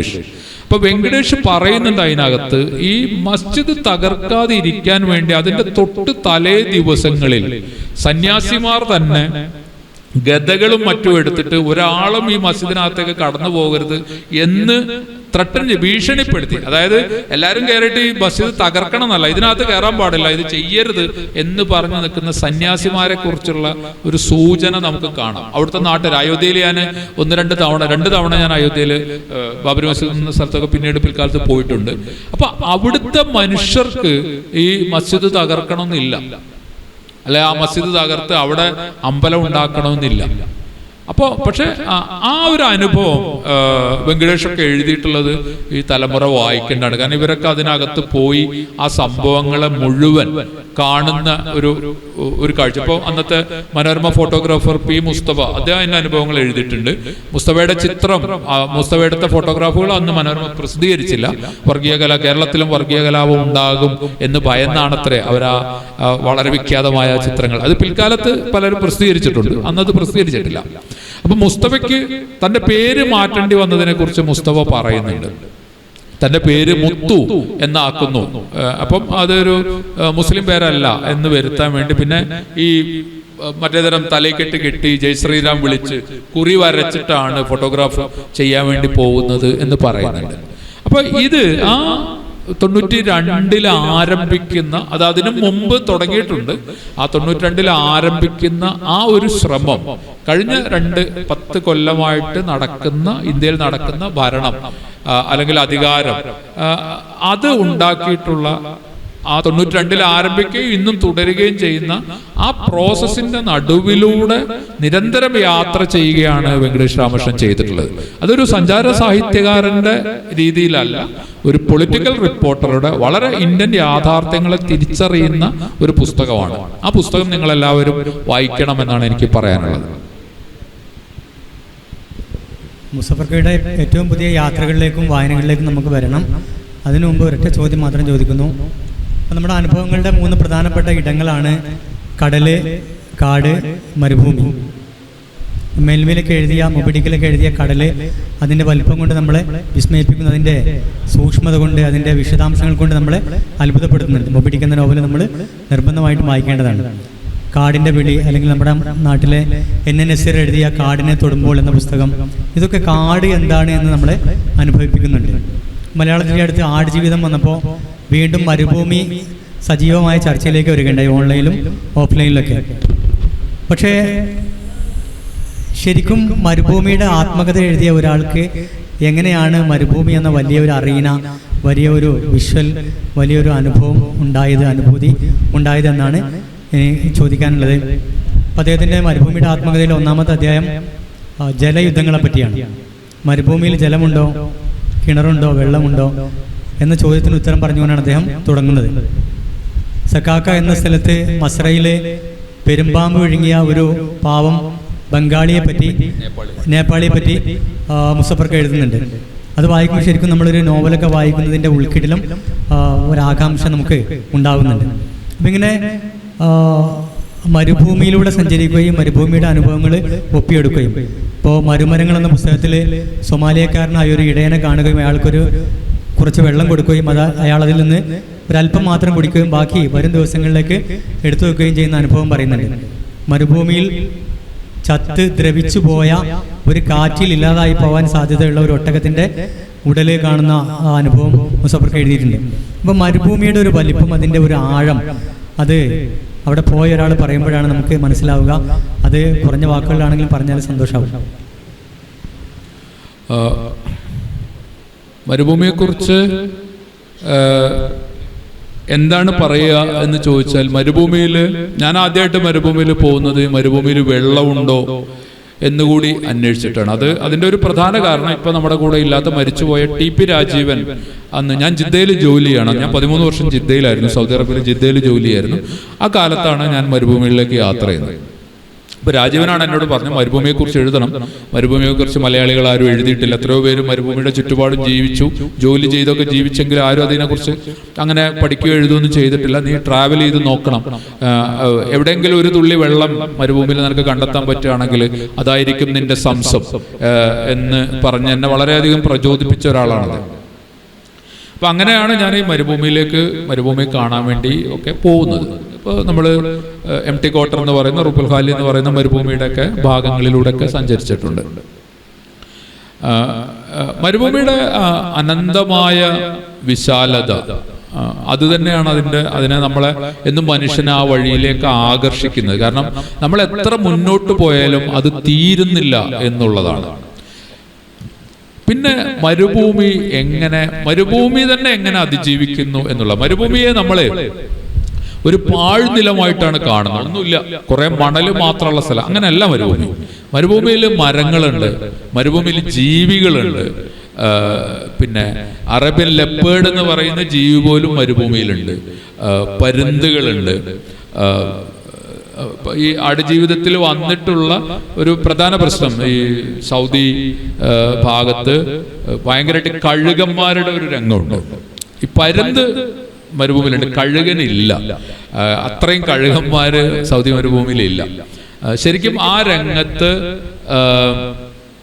കങ്കാരു എലികൾ എന്ന് പറയുന്ന എലികളുണ്ട്. ഈ എലികളാണ് ശരിക്കും ഈ കരക്കാസ്, അതായത് മൃതദേഹങ്ങളൊക്കെ കാർന്ന് തിന്നുക. അത് എലികളുടെ ഒരു രംഗമായിരുന്നെങ്കിൽ ഒരുപക്ഷെ അത് ഭയങ്കര വ്യത്യാസമുള്ള ഒരു എലിക്കൂട്ടം. കങ്കാരു എലി എന്ന് പറയുന്നത് വെള്ള നിറത്തിലുള്ള എലിയാണ്, വലിയ അല്പം വലുപ്പമുള്ള എലിയാണ്. അത് ഞാൻ കണ്ടിട്ടുള്ളത് എങ്ങനെയാ വെച്ചാൽ, മരുഭൂമിയിൽ ഈ ചെന്നായകളുണ്ട്. അപ്പൊ ഈ ചെന്നായകൾ വന്നിട്ട് എന്ത് ചെയ്യുമെന്ന് വെച്ചാൽ ആടിനെ പിടിക്കും. രാത്രി വന്നിട്ട് ആടിനെ പിടിച്ചു കൊണ്ടുപോയിട്ട് തിന്നും. അപ്പോൾ സാധാരണ ഈ ബദു ഗ്രാമങ്ങളിൽ അവർ ചെയ്യുക എന്താ വെച്ചാൽ, ഒരു ചെന്നായെ പിടിച്ച് കൊന്നിട്ട് ആ ചെന്നായെ ഒരു കഴുമരം പോലുള്ള ഒരു സാധനത്തിനകത്ത് കെട്ടിത്തൂക്കിയിടും. അതെന്തിനാന്ന് വെച്ചാൽ മറ്റ് ചെന്നായ്ക്കൾ ആ സ്ഥലത്ത് വീണ്ടും വന്ന് ആടിനെ കൊണ്ടുപോകാതിരിക്കാൻ വേണ്ടിയിട്ട് ചെയ്യുന്ന ഒരു പരിപാടിയാണ്. അതിനെക്കുറിച്ച് ഞാനൊരു കഥ എഴുതിയിട്ടുണ്ട്, ചെന്നായ അടക്ക് എന്ന് പറഞ്ഞിട്ടൊരു കഥ എഴുതിയിട്ടുണ്ട്. അപ്പൊ അത് ആ ഒരു രീതി, അതായത് മറ്റുള്ളവർക്ക് സിഗ്നൽ, മറ്റ് ചെന്നായ്ക്ക് സിഗ്നൽ കൊടുക്കുകയാണ്, നീ ഇവിടെ വന്ന് ഞങ്ങൾ ആടിനെ തിന്നാൽ നിന്റെ അനുഭവം ഇതായിരിക്കും, ഇങ്ങനെ തൂക്കിയിട്ട് ഇങ്ങനെ കൊന്നിട്ട് കെട്ടി തൂക്കിയിടും എന്നുള്ള ഒരു മെസ്സേജ് കൊടുക്കുന്ന ഒരു രീതി. അപ്പൊ അതിൽ നമ്മൾ മനസ്സിലാക്കേണ്ട അവിടെ ചെന്നായ ഉണ്ട് എന്നുള്ളതാണ്. അപ്പോ അതേപോലെ തന്നെ ഇത് ഇപ്പം ആടുജീവിതം ബ്ലസ്സി എന്നോട് നേരിട്ട് പറഞ്ഞിട്ടുള്ളൊരു കാര്യമാണ്. ഈ ഇപ്പോൾ നിങ്ങൾ പറഞ്ഞ ഷെരീഫ് മാഷ് പറഞ്ഞ ഈ ഒട്ടകം ദ്രവിച്ച് കിടക്കുന്ന ആ രംഗം ആടുജീവിതത്തിലുണ്ട്. അത് ശരിക്കും ആ ഒട്ടകം ഇങ്ങനെ കിടക്കുന്നിടത്തു നിന്നാണ് ആ മിറാഷ്, മരീചിക ആരംഭിക്കുന്നത്. അപ്പൊ അത് എന്നോട് പറഞ്ഞിട്ടുണ്ട് മൂപ്പര്, അതായത് നിങ്ങളെ പുസ്തകത്തിൽ നിന്നാണ് ഞാൻ അത് എടുത്തിട്ടുള്ളത്. സിനിമയിൽ അത് ക്രെഡിറ്റ് ചെയ്തിട്ടില്ല, എങ്കിലും മൂപ്പര് പേഴ്സണലി എന്നോട് പറഞ്ഞിട്ടുണ്ട്. അപ്പോൾ ഞാൻ പറഞ്ഞു വരുന്നത്, മരുഭൂമിയെ കുറിച്ചുള്ള നമ്മുടെ പുറത്തുനിന്ന് കാണുന്ന ഒന്നല്ല മരുഭൂമി. മരുഭൂമിയും ഒരു ഇക്കോളജിക്കൽ ഒരു പാരിസ്ഥിതിക വ്യൂഹം തന്നെയാണ്. അവിടെ വെള്ളം കുറവാണ്, വെള്ളമില്ലാത്ത സ്ഥലങ്ങളാണ് എന്ന് നമ്മൾ പറയുമ്പോഴും വെള്ളമുള്ള സ്ഥലങ്ങളും ഉണ്ടാകാം. ഇപ്പൊ ദമാമിനടുത്ത് അലസക്കടുത്താണ് ലോകത്തിലെ തന്നെ ഏറ്റവും വലിയ ഒരു കാലത്ത് മരുപ്പച്ചയായിരുന്ന അൽജബർ എന്ന് പറയുന്ന മരുപ്പച്ച. അത് പിന്നീട് പുതിയ കെട്ടിടങ്ങളൊക്കെ വന്ന് ഈ അൽജബർ തൂർത്തുപോയി. അൽജബറിലൊക്കെ ആളുകൾ പഴയ കാലത്ത് അവരുടെ 60-കളിൽ 50-കളിലൊക്കെ വിവാഹ സമയത്ത് വരനെ കുളിപ്പിക്കാൻ കൊണ്ടുവരുന്ന ഒരു സ്ഥലമായിരുന്നു അൽജബർ. അത്രയും വെള്ളം ഉണ്ടായിരുന്നു എന്നർത്ഥം. അപ്പൊ അത് അന്നത്തെ അവരുടെ ഒരു അറബ് ട്രഡീഷനിലുള്ള ഒരു കാര്യമാണ്. അപ്പം മരുഭൂമിയുടെ സവിശേഷത എന്ന് പറയുന്നത്, നമ്മൾ കാണുന്നത് മരുഭൂമിയിൽ മഴ പെയ്യുമ്പോഴാണ്. ഞാനത് അപൂർവമായിട്ടാണെങ്കിലും ചില സമയങ്ങളിൽ എനിക്കത് കാണാൻ മഴ പെയ്യുന്നതോടുകൂടി അതുവരെ നമ്മൾ കണ്ട ആ ബ്രൗൺ ലാൻഡ്സ്കേപ്പ്, ഒരു ബ്രൗൺ നിറത്തിലാണ് ഈ ലാൻഡ്സ്കേപ്പ്. ഈ ലാൻഡ്സ്കേപ്പ് ആകെ മാറി അവിടെ എവിടെയായിട്ട് പച്ച പൊടിയുന്ന കാഴ്ച നമ്മൾ കാണും. ചെറിയ വള്ളികൾ വരുന്ന കാഴ്ച കാണും. ഗാഫ് മരങ്ങള് നിലംപൊത്തി, ഇപ്പം മരിക്കാനായി നിലംപൊത്തി നിൽക്കുന്ന ഗാഫ് മരങ്ങൾ പതുക്കെ എണീറ്റ് നിൽക്കുകയാണ് നമുക്ക് തോന്നും. വെള്ളത്തിന്റെ ഒരു ഷവർ വരുന്നതോടുകൂടി. അല്ലെ, ഏറ്റവും അത്ഭുതകരമായിട്ടുള്ള കാഴ്ച ഞാൻ തന്നെ എഴുതിയിട്ടുള്ളതാണ്. ഈ മണലിന്റെ അടിയിലേക്ക് ഊർന്നു പോയിട്ടുള്ള ഗാഫിന്റെ വിത്തുകള് മുകളിലേക്ക് പൊന്തി വന്ന് അത് പതുക്കെ 3, 4, 5 ദിവസം കൊണ്ട് ചെറിയ തൈകളായിട്ട് വളരും. അപ്പൊ മരുഭൂമിയുടെ എന്താണ് മരുഭൂമി? ഇപ്പൊ എന്നോട് ചോദിക്കുകയാണ്, എന്താണ് നിങ്ങൾക്ക് മരുഭൂമി? നിങ്ങൾ 13 വർഷത്തിനിടയിൽ പലതവണ ഞാൻ മരുഭൂമികളിലൂടെ യാത്ര ചെയ്തു. എന്താണ് മരുഭൂമി നിങ്ങൾക്ക് തന്നിട്ടുള്ള സന്ദേശം? അല്ലെങ്കിൽ മരുഭൂമിയിൽ നിന്ന് നിങ്ങൾ എന്താണ് പഠിച്ചിട്ടുള്ളത്? അത് ജീവൻ എന്ന് പറയുന്നത് എന്തു മഹത്തായ ഒരു അത്ഭുതമാണ്. അതായത് വാക്കുകൾ കൊണ്ട് നമുക്ക് പറഞ്ഞ് സ്ഥാപിക്കാൻ കഴിയില്ല. ജീവൻ, ഒരു ചെറിയ മുള പൊട്ടുന്നതിന്റെ കാഴ്ച. അവര് ബതുക്കൾ പറയാം, മുള പൊട്ടുന്നതിന്റെ ശബ്ദം പോലും കേൾക്കാന്നാണ് അവർ പറയാം. ചെറിയ ഒരു ഇല ഇങ്ങോട്ട് പൊട്ടി പുറത്തേക്ക് വരുന്നതിന്റെ ശബ്ദം പോലും കേൾക്കാം. അവര് പറയാം, അടുത്ത് പോയി ചെവി കൂർപ്പിച്ച് നിന്ന് നോക്ക്, നിനക്ക് അതിന്റെ ശബ്ദം കേൾക്കാൻ പറ്റും എന്നാണ് പറയുന്നത്. അപ്പൊ ഞാൻ പറയുന്നത്, നമ്മൾ ജീവന്റെ പലതരം അത്ഭുതങ്ങളും നമ്മൾ കണ്ടു. നമ്മൾ തന്നെ ഒരു അത്ഭുതമാണ്. മനുഷ്യ ജീവി എന്ന് പറയുന്ന തന്നെ ഒരു ലോകത്തിലെ ഏറ്റവും വലിയ അത്ഭുതങ്ങളിൽ ഒന്നാണ്. അപ്പോ ആ അത്ഭുതങ്ങളുടെ സൃഷ്ടിപ്പിനെ കുറിച്ച്, ഇതിനെക്കുറിച്ചൊക്കെയാണ് നമ്മൾ ആലോചിക്കുക. അപ്പം വളരെ മൈന്യൂട്ടായിട്ടുള്ള ഒരു ഇപ്പൊ നമ്മളെ സംബന്ധിച്ച് നോക്കുമ്പോൾ, കേരളത്തിൽ നിന്ന് പോകുന്ന ഒരാളെ സംബന്ധിച്ച് മരുഭൂമിയിൽ ഒരു ചെറിയ ചെടി ഉണ്ടാകുന്നത് ഒരു അത്ഭുതമുള്ള കാര്യമല്ല. എന്ത് ചെടി എന്ന് നമുക്ക് തോന്നാം. പക്ഷെ ആ ഒരു എൻവയോൺമെന്റിൽ അതുണ്ടാക്കുന്ന അത്ഭുതകരമായ കാര്യമുണ്ട്. അതേപോലെ ബതുക്കളെ കുറിച്ചുള്ള നമ്മുടെ തെറ്റിദ്ധാരണ. ഇപ്പൊ പലരും ഈ ആടുജീവിതമൊക്കെ വന്നതിന് ശേഷം ഈ കാട്ടറബി എന്നൊക്കെ ഉപയോഗിക്കുന്നുണ്ട്. വളരെ തെറ്റായ പ്രയോഗമാണ്. അത് വളരെ വംശീയമായ പ്രയോഗമാണ്. കാരണം ഈ ബതുക്കള് കാട്ടറബികളൊന്നുമല്ല. ബതുക്കൾ എന്ന് പറയുന്നത് അവർ വലിയ തോതിൽ ഒരു ജ്ഞാന നിർമ്മിതിക്കുള്ളിൽ നിൽക്കുന്ന ആളുകൾ. അവരുടെ എൻവയോൺമെന്റിനെ കുറിച്ച് അവരെ പോലെ അറിയാവുന്ന ആരുമില്ല എന്ന് മാത്രമല്ല, പഴയ അറേബ്യൻ വാനശാസ്ത്രത്തിലെ ഏറ്റവും കൂടുതൽ കോൺട്രിബ്യൂട്ട് ചെയ്തിട്ടുള്ളത് ഈ ബതുക്കളാണ്. കാരണം ഇവര് മണലിലിങ്ങനെ മലർന്ന് കിടന്ന് നോക്കി ആകാശത്തേക്ക് നോക്കുമ്പോൾ കാണുന്ന നക്ഷത്രങ്ങളെ കുറിച്ചൊക്കെ ഇങ്ങനെ പഠിച്ചിട്ടാണ് ഈ വാനശാസ്ത്രം എന്ന് പറയുന്ന, വാനശാസ്ത്രം ഗോളശാസ്ത്രവും ഒക്കെ ഡെവലപ്പ് ചെയ്യുന്നത് അങ്ങനെയാണ്. അപ്പം ബതുക്കൾ എന്ന് പറഞ്ഞാൽ വലിയ തോതിൽ അറിവുള്ള ആളുകൾ. എന്താണ് അവരുടെ അറിവ്? ഇപ്പൊ നമ്മൾ മരുഭൂമിയിലൂടെ പോകുമ്പോൾ ഒരു ബധുവിനെ കാണുന്നു. ആ ബധുവിനോട് ചോദിക്കുകയാണ്, ഇവിടെ അടുത്തെങ്ങാനും വെള്ളമുള്ള ഏതെങ്കിലും സ്ഥലമുണ്ടോ എന്ന് ചോദിച്ചാൽ ഇയാൾ സാധാരണഗതിയിൽ ചെയ്യുന്നതെന്ന് വിചാരിച്ചാൽ അയാൾക്ക് അറിയാം ഇന്ന സ്ഥലത്താണ് വെള്ളമുള്ളതെന്ന് അറിയെങ്കിലും അയാൾ അതിനെ ഒന്ന് നമ്മുടെ മുമ്പിൽ ഒന്ന് ഇല്ലസ്ട്രേറ്റ് ചെയ്യും. അതെങ്ങനെ വെച്ചാൽ ഒരു പിടി മണലെടുത്തിട്ട് സ്മെല്ല് ചെയ്യും, മണത്ത് നോക്കിയിട്ട് അയാൾ പറയും ഒരു 6 കിലോമീറ്റർ അപ്പുറത്ത് പിന്നെ വെള്ളം ഉണ്ടാവും. പക്ഷെ നിങ്ങൾ ശ്രദ്ധിക്കണം, ആ വെള്ളം എടുത്ത് കുടിക്കരുത്, കുളിക്കാനൊന്നും ശ്രമിക്കരുത്. അവിടെ ചിലപ്പോൾ അവിടെ കുറച്ച് വെള്ളമുള്ള സ്ഥലമായിരിക്കും. പാമ്പുകൾ സ്ഥിരമായിട്ട് ഇങ്ങനെ പിന്നെ എന്താ പറയാ നീരാടുന്ന ഒരു കുളം പോലെയുള്ള ഒരു സ്ഥലമാണ്. അപ്പൊ ചില പാമ്പുകൾ ഈ വെള്ളത്തിൽ ചത്ത് കിടക്കുന്നുണ്ടാവും.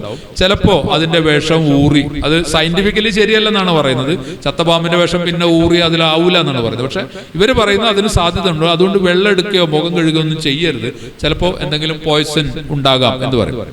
അങ്ങനെ ഓരോ കാര്യത്തെക്കുറിച്ചും അവരുടെ അറിവ് എന്ന് പറയുന്നത്, അവരുടെ ഈ പറയുന്ന ഇപ്പോൾ മഴയെക്കുറിച്ചൊക്കെ അവരോട് ചോദിക്കുമ്പോൾ നമ്മൾ ചോദിക്കും, ഇപ്പോൾ ഒരു 90 പതുക്കൾക്ക് നല്ല ആയുസ്സുള്ള ആളുകളാണ്, നല്ല ആരോഗ്യമുള്ള ആളുകളാണ്, 100, 104, 105 വയസ്സൊക്കെ ജീവിക്കുന്ന ആളുകളാണ്. അപ്പൊ അവരോട് നമ്മൾ ചോദിക്കുകയാണ്, നിങ്ങൾ ഇത്രയും വയസ്സായല്ലോ, നിങ്ങൾ എത്ര മഴ കണ്ടിട്ടുണ്ട് എന്ന് ചോദിച്ചാൽ ഒരു ബധു ഇങ്ങനെ കറക്റ്റായിട്ട് പറയും 6 മഴ, 8 മഴ, 10 മഴയൊക്കെ കണ്ടിട്ടുണ്ടാവുള്ളൂ. ഇത്രയും കാലം കൊണ്ട്, ഒരു നൂറ്റാണ്ട് കൊണ്ട് അയാൾ കണ്ട മഴയുടെ എണ്ണം 8. അപ്പൊ നമ്മളെ എത്ര മഴ കണ്ടു നമുക്കറിയോ? നമ്മൾ ഈ മഴയൊന്നും എണ്ണി വെക്കണില്ല. അവർക്ക് മഴ എണ്ണേണ്ടതുണ്ട്, കാരണം അവർക്ക് വെള്ളമില്ല. ഒരു മഴ എന്ന് പറയുന്നത് അവരെ സംബന്ധിച്ച് അത്രയും പ്രിഷ്യസ് ആയിട്ടുള്ള, അത്രയും വില പിടിച്ച സാധനമാണ്. അതുകൊണ്ട് ഒരു 100 വയസ്സ് കഴിഞ്ഞ വധുവിനോട് നിങ്ങൾ ജീവിതത്തിൽ എത്ര മഴ കണ്ടിട്ടുണ്ടെന്ന് വെച്ചാൽ 8, ചിലര് ഹംസ എന്ന് പറയും, അഷറ എന്ന് പറയുന്നത് വളരെ കുറവാണ്. കാരണം ചില സ്ഥലങ്ങളിലൊക്കെ 8ഉം 10ഉം കൊല്ലം കഴിയുമ്പോഴാണ് ഒരു മഴ പെയ്യുന്നത്. അങ്ങനെയുള്ള ഒരു സ്ഥലത്ത് ഇവരെന്തിനു ജീവിക്കുന്നു? അതാണ് അടുത്ത ചോദ്യം. എല്ലാവരും അവരോട് ചോദിക്കുന്നത്, ഇത്രയും ബുദ്ധിമുട്ടുള്ള ഒരു സ്ഥലത്ത് എന്തിനു ജീവിക്കണം? നഗരത്തിൽ സൗകര്യമുണ്ട്, ഗവൺമെന്റ് ഇവരെ റീഹാബിലിറ്റ് ചെയ്ത് പുനരധിവസിപ്പിക്കാൻ വേണ്ടി പല കാര്യം ചെയ്യുന്നുണ്ട്, നിങ്ങൾക്ക് അങ്ങോട്ട് പോയിക്കൂടെ, എന്തിനാണ് ഇവിടെ കിടന്ന് കഷ്ടപ്പെടുന്നത് എന്ന് ചോദിക്കുമ്പോൾ അവര് നമ്മളോട് തിരിച്ചു ചോദിക്കുന്ന ഒരു ചോദ്യമുണ്ട്, നിങ്ങൾ നിങ്ങളുടെ സ്വന്തം വീട് ഉപേക്ഷിച്ച് പോകുമോ എന്ന്. അപ്പൊ അവരുടെ വീട് എന്ന് പറയുന്നത് മരുഭൂമിയാണ്, അത് അവര് ഉപേക്ഷിച്ച് പോവില്ല. അതിനോട് ചേർന്നുള്ള ഗ്രാമങ്ങളിൽ അവർ ജീവിക്കണം. ആ ആളുകൾ കുറഞ്ഞു, പുതിയ തലമുറ അങ്ങനെ മരുഭൂമിയിൽ താമസിക്കുന്നവരല്ല, മരുഭൂമിയിൽ നിന്ന് വേറെ നഗരങ്ങളിലേക്കൊക്കെ പോകാൻ അവര് ആഗ്രഹിക്കുന്നുണ്ട്. അപ്പം എന്നെ സംബന്ധിച്ച് എന്നോട് ഒരാൾ ചോദിക്കുകയാണെങ്കിൽ ഈ ജീവന്റെ അത്ഭുതം കൂടുതൽ, നമ്മള് ഇപ്പൊ ഒരു കുഞ്ഞ് ജനിച്ച് നമ്മുടെ കയ്യിലേക്ക് വീഴുമ്പോൾ അത് നമ്മളെ വലിയ ആഹ്ലാദം ഉണ്ടാക്കുന്നുണ്ട്, അത് വലിയ തോതിൽ നമ്മൾ അത്ഭുതപ്പെടുത്തുന്നുണ്ട്. പക്ഷെ ഇതിനേക്കാളും ഒരു പക്ഷേ ഈ ജീവന്റെ അത്ഭുതം, സൃഷ്ടിപ്പിന്റെ അത്ഭുതം എന്ന് പറയുന്നത് മരുഭൂമിയിലായിരിക്കും ഒരാൾക്ക് കൂടുതൽ കാണാൻ വേണ്ടി സാധിക്കാന്നാണ് എനിക്ക് തോന്നുന്നത്. കാരണം ഒരു അത്രയും കഠിനമായ ഒരു അന്തരീക്ഷത്തിൽ, എൻവയോൺമെന്റിൽ നിന്നുകൊണ്ട് എങ്ങനെയാണ് മനുഷ്യർ പ്രകൃതി അതിജീവിക്കുന്നത് എന്നത് വളരെ പ്രധാനപ്പെട്ട ഒരു ചോദ്യമാണ്. ഇപ്പം നമ്മളിപ്പം ചില സ്ഥലത്ത് പോകുമ്പം അവിടെയുള്ള മരുഭൂമിയിലുള്ള മരങ്ങളിൽ പരുന്തുകളുടെ കൂട് കാണാൻ വേണ്ടി സാധിക്കും. അപ്പൊ ഈ പരുന്തുകളുടെ കൂടിനെ കുറിച്ച് ഞാൻ മരുമരങ്ങളുടെ ഒരു ലേഖനത്തിൽ എഴുതുന്നുണ്ട്. അപ്പൊ ഈ വെള്ളം എന്ന് പറയുന്നത് നമുക്ക് അറിയാൻ പറ്റാത്ത വിലയുള്ള ഒരു ഇപ്പൊ നമുക്കത് കുറച്ച് മനസ്സിലാവുന്നുണ്ട്. പക്ഷെ മരുഭൂമിയിലുള്ള ആളുകളെ സംബന്ധിച്ച് അവര് അത് വളരെ ശ്രദ്ധിച്ച് സൂക്ഷിച്ച് ഉപയോഗിക്കുകയാണ് ചെയ്യുക.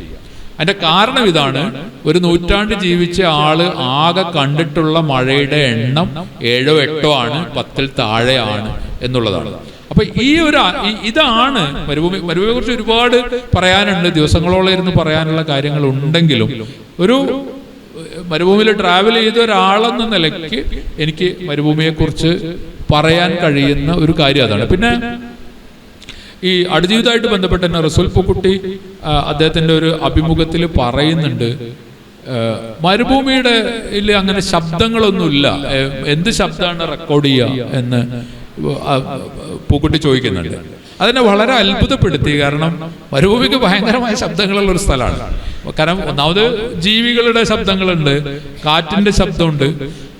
അപ്പൊ എനിക്ക് തോന്നുന്നത് ആ ഒരു ചോദ്യം, ഇപ്പൊ ഞാൻ അവരോട് മറുപടി പറയാന്നുള്ള രീതിയിലല്ല, പക്ഷെ ആ ഒരു ചോദ്യത്തിന്റെ മറുപടി യഥാർത്ഥത്തിൽ മക്കയിലേക്കുള്ള പാതയിലുണ്ട്. മക്കയിലേക്കുള്ള പാതയിലെ മുഹമ്മദ് അസദിന്റെ മക്കയിലേക്കുള്ള പാത എന്നുള്ള പുസ്തകത്തിലെ ഒരു അധ്യായത്തിന്റെ ശീർഷകം ശബ്ദങ്ങൾ എന്നാണ്. ആ ശബ്ദം മരുഭൂമിയിലെ ശബ്ദങ്ങളെ കുറിച്ചാണ്.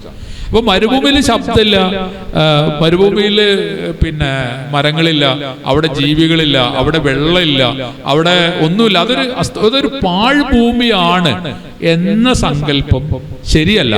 അവിടെയും നമ്മൾ ജീവന്റെ വളരെ അത്ഭുതകരമായ നിരവധി തുടിപ്പുകൾ കാണുന്നുണ്ട് എന്നുള്ളതാണ് എനിക്ക് ഈ യാത്രകളിലൂടെ മനസ്സിലാക്കാൻ വേണ്ടി സാധിച്ചിട്ടുള്ളത്. അതുകൊണ്ട് ഞാൻ മരുഭൂമിയെക്കുറിച്ച് എഴുതുമ്പോൾ ഒരു കാടിനെ കുറിച്ചൊക്കെ എഴുതുന്നത് പോലെ ഒരു ഇക്കോസിസ്റ്റത്തെ കുറിച്ച് എഴുതുന്ന ആ ഒരു മനോഭാവത്തോടു കൂടിയാണ് ഞാൻ എഴുതാറ്. അപ്പോൾ എൻ്റെ ഒരു സുഹൃത്തു കൂടിയായിട്ടുള്ള പിന്നെ ഒരു വിദേശിയായ ഒരു ക്രിട്ടിക്, ആ പുസ്തകത്തിൻ്റെ ഇംഗ്ലീഷ് വന്ന സമയത്ത് എന്നോട് അവര് ഒരു അഭിപ്രായം പറഞ്ഞു. ഇത് മരുഭൂമി അന്വേഷിച്ച് പോകുന്ന ഒരാളായി നടിച്ചുകൊണ്ട് ഒരാൾ വെള്ളം അന്വേഷിച്ച് പോകുന്നതിന്റെ കഥയാണ്. നിങ്ങൾ യഥാർത്ഥത്തിൽ മരുഭൂമി അല്ല അന്വേഷിച്ച് പോയിട്ടില്ല, നിങ്ങൾ വെള്ളം അന്വേഷിച്ച് പോയി. പക്ഷെ നിങ്ങൾ പറയുന്നത് എന്താണ്? ഞാൻ മരുഭൂമി പോയി, മരുഭൂമി കാണാൻ പോയി. പക്ഷെ നിങ്ങൾ അവിടെ വെള്ളമുണ്ടോ എന്ന് അന്വേഷിച്ച്, ഇത്രയും നദികളുള്ള നാട്ടിൽ നിന്ന് വന്ന നിങ്ങൾ വെള്ളം തന്നെയാണ് അന്വേഷിച്ചത് എന്ന് അവര് ഒരു അല്പം തമാശയായി കാര്യമായിട്ട് പറഞ്ഞതും ഞാൻ ഈ സമയത്ത് ഓർക്കുകയാണ്. ആ പുസ്തകം ഇംഗ്ലീഷിൽ വന്നിട്ടുണ്ട്. ഓക്സ്ഫോർഡ് യൂണിവേഴ്സിറ്റി പ്രസ്സാണ് ഇറക്കിയിട്ടുള്ളത്. Camels in the sky travels in Arabia എന്ന് പറയുന്ന ഒരു വോള്യം. കൊറോണ കാലത്തിന് ശേഷം മുസഫർക്ക് ആദ്യമായിട്ട് നടത്തിയ യാത്ര ഞങ്ങളുടെ നാട്ടിലായിരുന്നു. അദ്ദേഹം പെരിന്തൽമണ്ണയിൽ നിന്ന് മകൻ്റെ കൂടെ കാറിൽ വന്നു. 2-3 വർഷത്തെ കെട്ടിക്കിടപ്പിന് ശേഷം പിന്നെ ഞങ്ങളുടെ പാടത്ത് ചുവന്ന ആമ്പൽ വിരിഞ്ഞിരിഞ്ഞു. അപ്പം അത് പത്രങ്ങളിലൊക്കെ മീഡിയയിലൊക്കെ വലിയ വാർത്തയായിരുന്നു. അങ്ങനെ അത് കാണാൻ വേണ്ടി അദ്ദേഹം വരികയും ഞാനും എൻ്റെ മകനും ഞങ്ങൾ ഉൾപ്പെടുന്ന ചെറിയ സംഘം പാടത്ത് ചെളിയിലിറങ്ങി നടുപ്പാടത്തേക്ക് എന്ന് പറയും, പാടത്തിന് നടുവിലേക്ക് പോവുകയും ആമ്പൽ കാണുകയും അദ്ദേഹം പിന്നീട് അതിനെക്കുറിച്ച് എഴുതുകയും ചെയ്തു. അപ്പോൾ ഞാൻ അത്ഭുതപ്പെട്ടു. ഏറ്റവും ചെറിയ യാത്രകൾ വരെ ആസ്വദിക്കുകയും അത് ചെയ്യുകയും അത് അനുഭവിക്കുകയും അത് അനുഭൂതിയായിട്ട് വായനക്കാരിലേക്ക് എത്തിക്കുകയും ചെയ്യുക എന്നുള്ളത് ഒരു വ്രതം എന്നുകൊണ്ടും അദ്ദേഹം ചെയ്യുന്നുണ്ടെന്നുള്ളതാണ്. അപ്പോൾ കഴിഞ്ഞ ദിവസം അദ്ദേഹം മൈസൂരായിരുന്നു. അദ്ദേഹം ഇട്ട സ്റ്റാറ്റസ് ഞാൻ കണ്ടിരുന്നു. അദ്ദേഹത്തിൻ്റെ യാത്രകളുടെ കുറിപ്പുകൾ ഇപ്പോൾ ദേശാഭിമാനി ആഴ്ചപ്പതിപ്പിൽ വന്നുകൊണ്ടിരിക്കുന്നുണ്ട്. അപ്പോൾ ഏറ്റവും പുതിയ യാത്രകളെക്കുറിച്ച്, അതിൻ്റെ അനുഭവങ്ങളെക്കുറിച്ച് കൂടി അദ്ദേഹം നമ്മളോട് പങ്കുവെക്കും. ഞാൻ കിഴക്കൻ യൂറോപ്പിലെ കുറച്ച് 5-6 രാജ്യങ്ങൾ യാത്ര ചെയ്തു. അതാണ് പുറത്ത് പോയ യാത്ര എന്ന് പറയുന്നത്. അതിൽ എനിക്ക് ബോസ്നിയയിലെ സെബ്രനീസ കൂട്ടക്കൊല, ബോസ്നിയാക്കുകൾ എന്ന് പറയുന്നത് അവിടുത്തെ ബോസ്നിയയിലെ മുസ്ലിങ്ങളാണ്. അവരെ 8,000-ഓളം മുസ്ലിങ്ങളെ കൂട്ടക്കൊല ചെയ്ത് കൂട്ടക്കുഴിമാടങ്ങൾ ഉണ്ടാക്കി കുഴിച്ചു മൂടി പിന്നീട് ഒരു വർഷത്തിലധികം കഴിഞ്ഞ് ഈ മയ്യത്തുകൾ ഓരോന്നും പുറത്തെടുത്ത് DNA ടെസ്റ്റ് നടത്തി ഇത് ഇന്ന ആളുടെ മയ്യത്താണ് എന്ന് കൺഫേം ചെയ്ത് അവരെ വീണ്ടും ഒരു വലിയ ഖബർസ്ഥാനിൽ വീണ്ടും അടക്കം ചെയ്തിട്ടുള്ള സ്ഥലമാണ് സെബ്രനീസ. അപ്പൊ ഈ കൂട്ടക്കൊലകളുടെയും യുദ്ധങ്ങളുടെയും ഒക്കെ നടുവിലൂടെ നമ്മൾ പോകുമ്പോൾ, ഇന്ന് അങ്ങനത്തെ പണ്ട് നടന്നതായിട്ട് പറയുന്ന ആ സ്ഥലങ്ങളിലൂടെയൊക്കെ പോകുമ്പോൾ നമ്മുടെ മനസ്സിൽ ഉയരുന്ന ഒരു ചോദ്യമുണ്ട്. എന്തുകൊണ്ടാണ് ഈ യുദ്ധങ്ങളും കൂട്ടക്കൊലകളും വംശീയ കൂട്ടക്കൊലകളും അവസാനിക്കാത്തത്? എന്തുകൊണ്ടാണ് മനുഷ്യൻ അത് പിന്നെയും പിന്നെയും തുടരുന്നത് എന്നത്? അപ്പൊ സെബ്രനീസയിലെ ഒരു അനുഭവം അത് ഞാൻ വിശദമായി എഴുതിയിട്ടുള്ളതാണ്. ഞാൻ അതിനെക്കുറിച്ച് വളരെ കൂടുതൽ സംസാരിക്കുന്നില്ല. അപ്പോൾ നമ്മൾ അത്തരത്തിലുള്ള സ്ഥലങ്ങളിലൂടെ പോകുമ്പോൾ അത് സെബ്രനീസ എന്ന് മാത്രമല്ല, മറ്റ് ഇപ്പോൾ ജൂതര് കൂട്ടക്കൊല ചെയ്യപ്പെട്ടിട്ടുള്ള ലോകയുദ്ധങ്ങളുടെ പശ്ചാത്തലത്തിലുള്ള സ്ഥലങ്ങൾ, ഇവിടെയൊക്കെ പോകുമ്പോൾ നമ്മളുടെ മനസ്സിൽ വരുന്ന ചോദ്യം ഇതാണ്: എന്തുകൊണ്ടാണ് മനുഷ്യർ ഈ യുദ്ധവും ഈ വയലൻസും വംശീയ കുരുതികളും നിർത്താത്തത് എന്നുള്ളത്? കാരണം സെബ്രനീസയിൽ വെച്ച് ഞാൻ കണ്ട ഒരാള്, അയാളുടെ ഈ കൂട്ടക്കൊല നടക്കുന്ന കാലത്ത് ഇയാള് ഉമ്മയുടെ വയറ്റിൽ 6 മാസം പ്രായം, കുഞ്ഞ് ജനിച്ചിട്ടില്ല.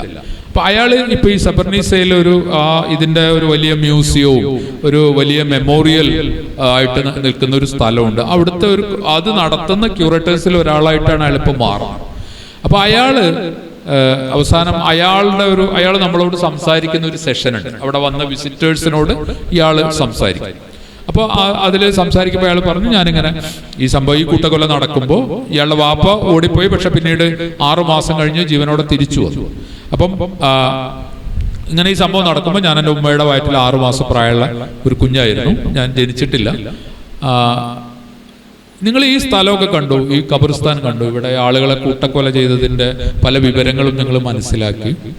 നിങ്ങൾ തിരിച്ച് നിങ്ങളുടെ നാട്ടിലേക്ക് പോകുമ്പോൾ വീണ്ടും നിങ്ങളുടെ മനസ്സിൽ ഒരു വെറുപ്പിന്റെ അല്ലെങ്കിൽ വംശീയതയുടെ തന്നെ മറ്റേ ആളെ കൊന്നുകളയണം എന്ന് തോന്നുകയാണെങ്കിൽ നിങ്ങൾ ഇവിടെ വന്നത് വെറുതെ ആയിപ്പോയി, ഇതൊരു നഷ്ടമാണ്, നിങ്ങളുടെ സമയവും പണവും നിങ്ങൾ വ്യർത്ഥമായി ചെലവാക്കി കളഞ്ഞു എന്നാണ് അതിന്റെ അർത്ഥം.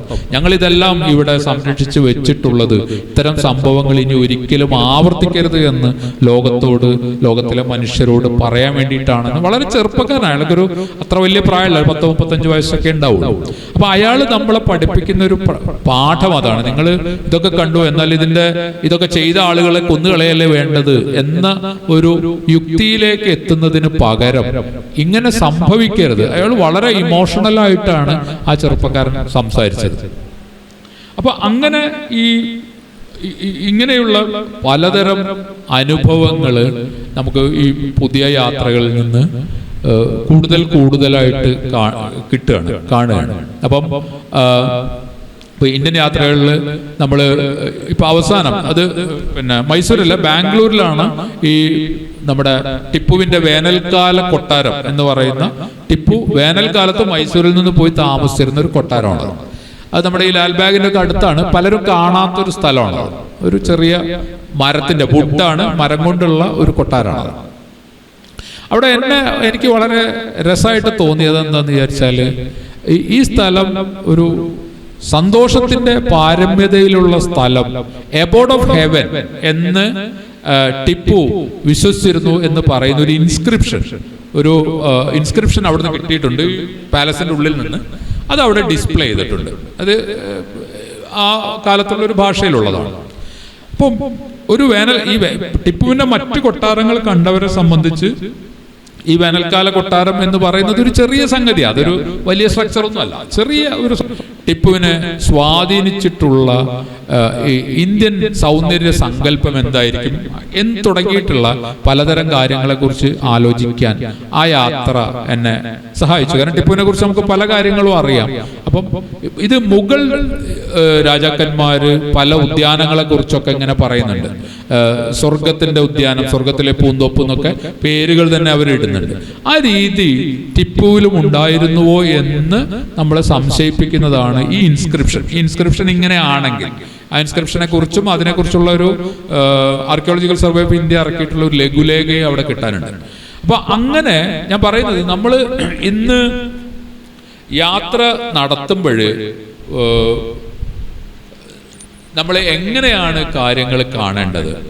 ഒരു സ്ഥലത്ത് നമ്മൾ കാണുന്ന ഒരു കാഴ്ചയുടെ എല്ലാ വശങ്ങളെക്കുറിച്ചും അന്വേഷിക്കാനും പഠിക്കാനും മനസ്സിലാക്കാനും നമ്മൾ ശ്രമിക്കേണ്ടതില്ലേ എന്നുള്ളതാണ്. ഇപ്പോ മക്കൻ റെക്കോർഡ്സ് എന്ന് പറയുന്ന ഒരു സംഗതി അറബിയിലാണ് ഉണ്ട്. എനിക്കത് വായിക്കാൻ കഴിയാത്തതുകൊണ്ട് ഞാൻ വായിച്ചിട്ടില്ല. നിങ്ങൾ ആരെങ്കിലും മക്കയിൽ പോകുമ്പോൾ ഈ മക്കൻ റെക്കോർഡ്സ് എവിടെയാണുള്ളത്, അത് ഏത് ലൈബ്രറിയിലാണുള്ളത്, അങ്ങനെ ഒരു റെക്കോർഡ് ഉണ്ടോ, ഇത് അന്വേഷിക്കുകയും ഈ മക്കൻ റെക്കോർഡിൽ എവിടെയെങ്കിലും നമ്മൾ മക്കയിലേക്ക് ഒരു യാത്ര, തീർച്ചയായിട്ടും അത് ഒരു പ്രാർത്ഥനയുമായൊക്കെ ബന്ധപ്പെട്ടുള്ള ഒരു പിൽഗ്രിമേജുമായി ബന്ധപ്പെട്ടുള്ള ഒരു യാത്രയാണ്. ആ സമയത്ത് ഈ മക്കൻ റെക്കോർഡ്സിൽ എവിടെയെങ്കിലും വാര്യൻ കുന്നനെ കുറിച്ച് പരാമർശിക്കുന്നുണ്ടോ എന്ന് അന്വേഷിക്കാനുള്ള ഒരു ഇൻക്വസ്റ്റീവ്നെസ് നമുക്ക് വേണം. അറബി അറിയുന്ന ആളുകൾക്ക് അത് വേണം. കാരണം വാര്യൻ കുന്നന്റെ മക്ക ജീവിതത്തെക്കുറിച്ച് നമുക്ക് ഒന്നും അറിഞ്ഞുകൂടാ. അദ്ദേഹം ഈ പ്രായത്തിനിടയിൽ ഈ വെടിവെച്ച് കൊല്ലുന്നതിനിടയിൽ 3 തവണ മക്കയിൽ പോയതായിട്ടാണ് പറയുന്നത്. അപ്പോൾ ഒരിക്കൽ മദീനയിൽ പോയിട്ട് തിരിച്ച് മദീനയിൽ നിന്ന് മക്കയിലേക്ക് നടന്നു വരുമ്പോൾ അദ്ദേഹം കൊള്ളയടിക്കപ്പെട്ടതായിട്ടൊരു കഥയുമുണ്ട്. അദ്ദേഹം മക്കയിൽ വെച്ച് ഒരു മുസ്ലിം സ്ത്രീയെ കല്യാണം കഴിക്കുന്നുണ്ട്. അതിൽ മകനോ ഉണ്ടായിരുന്നു എന്ന് പറയുന്നുണ്ട്. അപ്പോൾ നമുക്ക് നമ്മുടെ ചരിത്രത്തിനകത്തുള്ള, അതായത് മലബാറിന്റെ ചരിത്രം ഇങ്ങനെയുള്ള പല സ്ഥലങ്ങളിലും കണക്റ്റഡ് ആയതുകൊണ്ട് നമ്മൾ നാളെ ഇപ്പോൾ ജൂത കച്ചവടക്കാരുടെ റെക്കോർഡ്സ്, അവരുടെ കപ്പലിൽ അവർ നടത്തിയിട്ടുള്ള കച്ചവടങ്ങളുടെ ഒക്കെ റെക്കോർഡ്സ് ഉണ്ട്. അതുപോലെ മക്കയിൽ വന്നവരുടെയും പോയവരുടെയും റെക്കോർഡ്സ് ഉണ്ടോ? ആ റെക്കോർഡ്സിൽ എവിടെയെങ്കിലും ഇങ്ങനെ മലബാറിൽ നിന്ന് വന്ന ഒരാളുടെ പേര് പരാമർശിക്കുന്നുണ്ടോ? ആ പരാമർശിക്കുന്നതിന് മറ്റെന്തെങ്കിലും കാര്യങ്ങൾ പറയുന്നുണ്ട്? ഇങ്ങനെ ചരിത്രത്തിന്റെ തന്നെ പല വഴികളിലൂടെയും യാത്ര ചെയ്യേണ്ട, അതായത് ഒരു ചരിത്രകാരന്റെ ജോലി കൂടി ചെയ്യുന്ന ഒരാളായി ട്രാവലേഴ്സ് മാറേണ്ട ഒരു കാലമാണ് ഇന്നെന്നാണ് എനിക്ക് തോന്നുന്നത്. മറ്റൊരു കാര്യം എന്ന് വെച്ചാൽ, ഇപ്പോൾ സാധാരണമായിട്ട് നമ്മളൊരു സ്ഥലം കാണാൻ പോകുന്നു, ആ സ്ഥലത്തെക്കുറിച്ച് പറയുന്നു.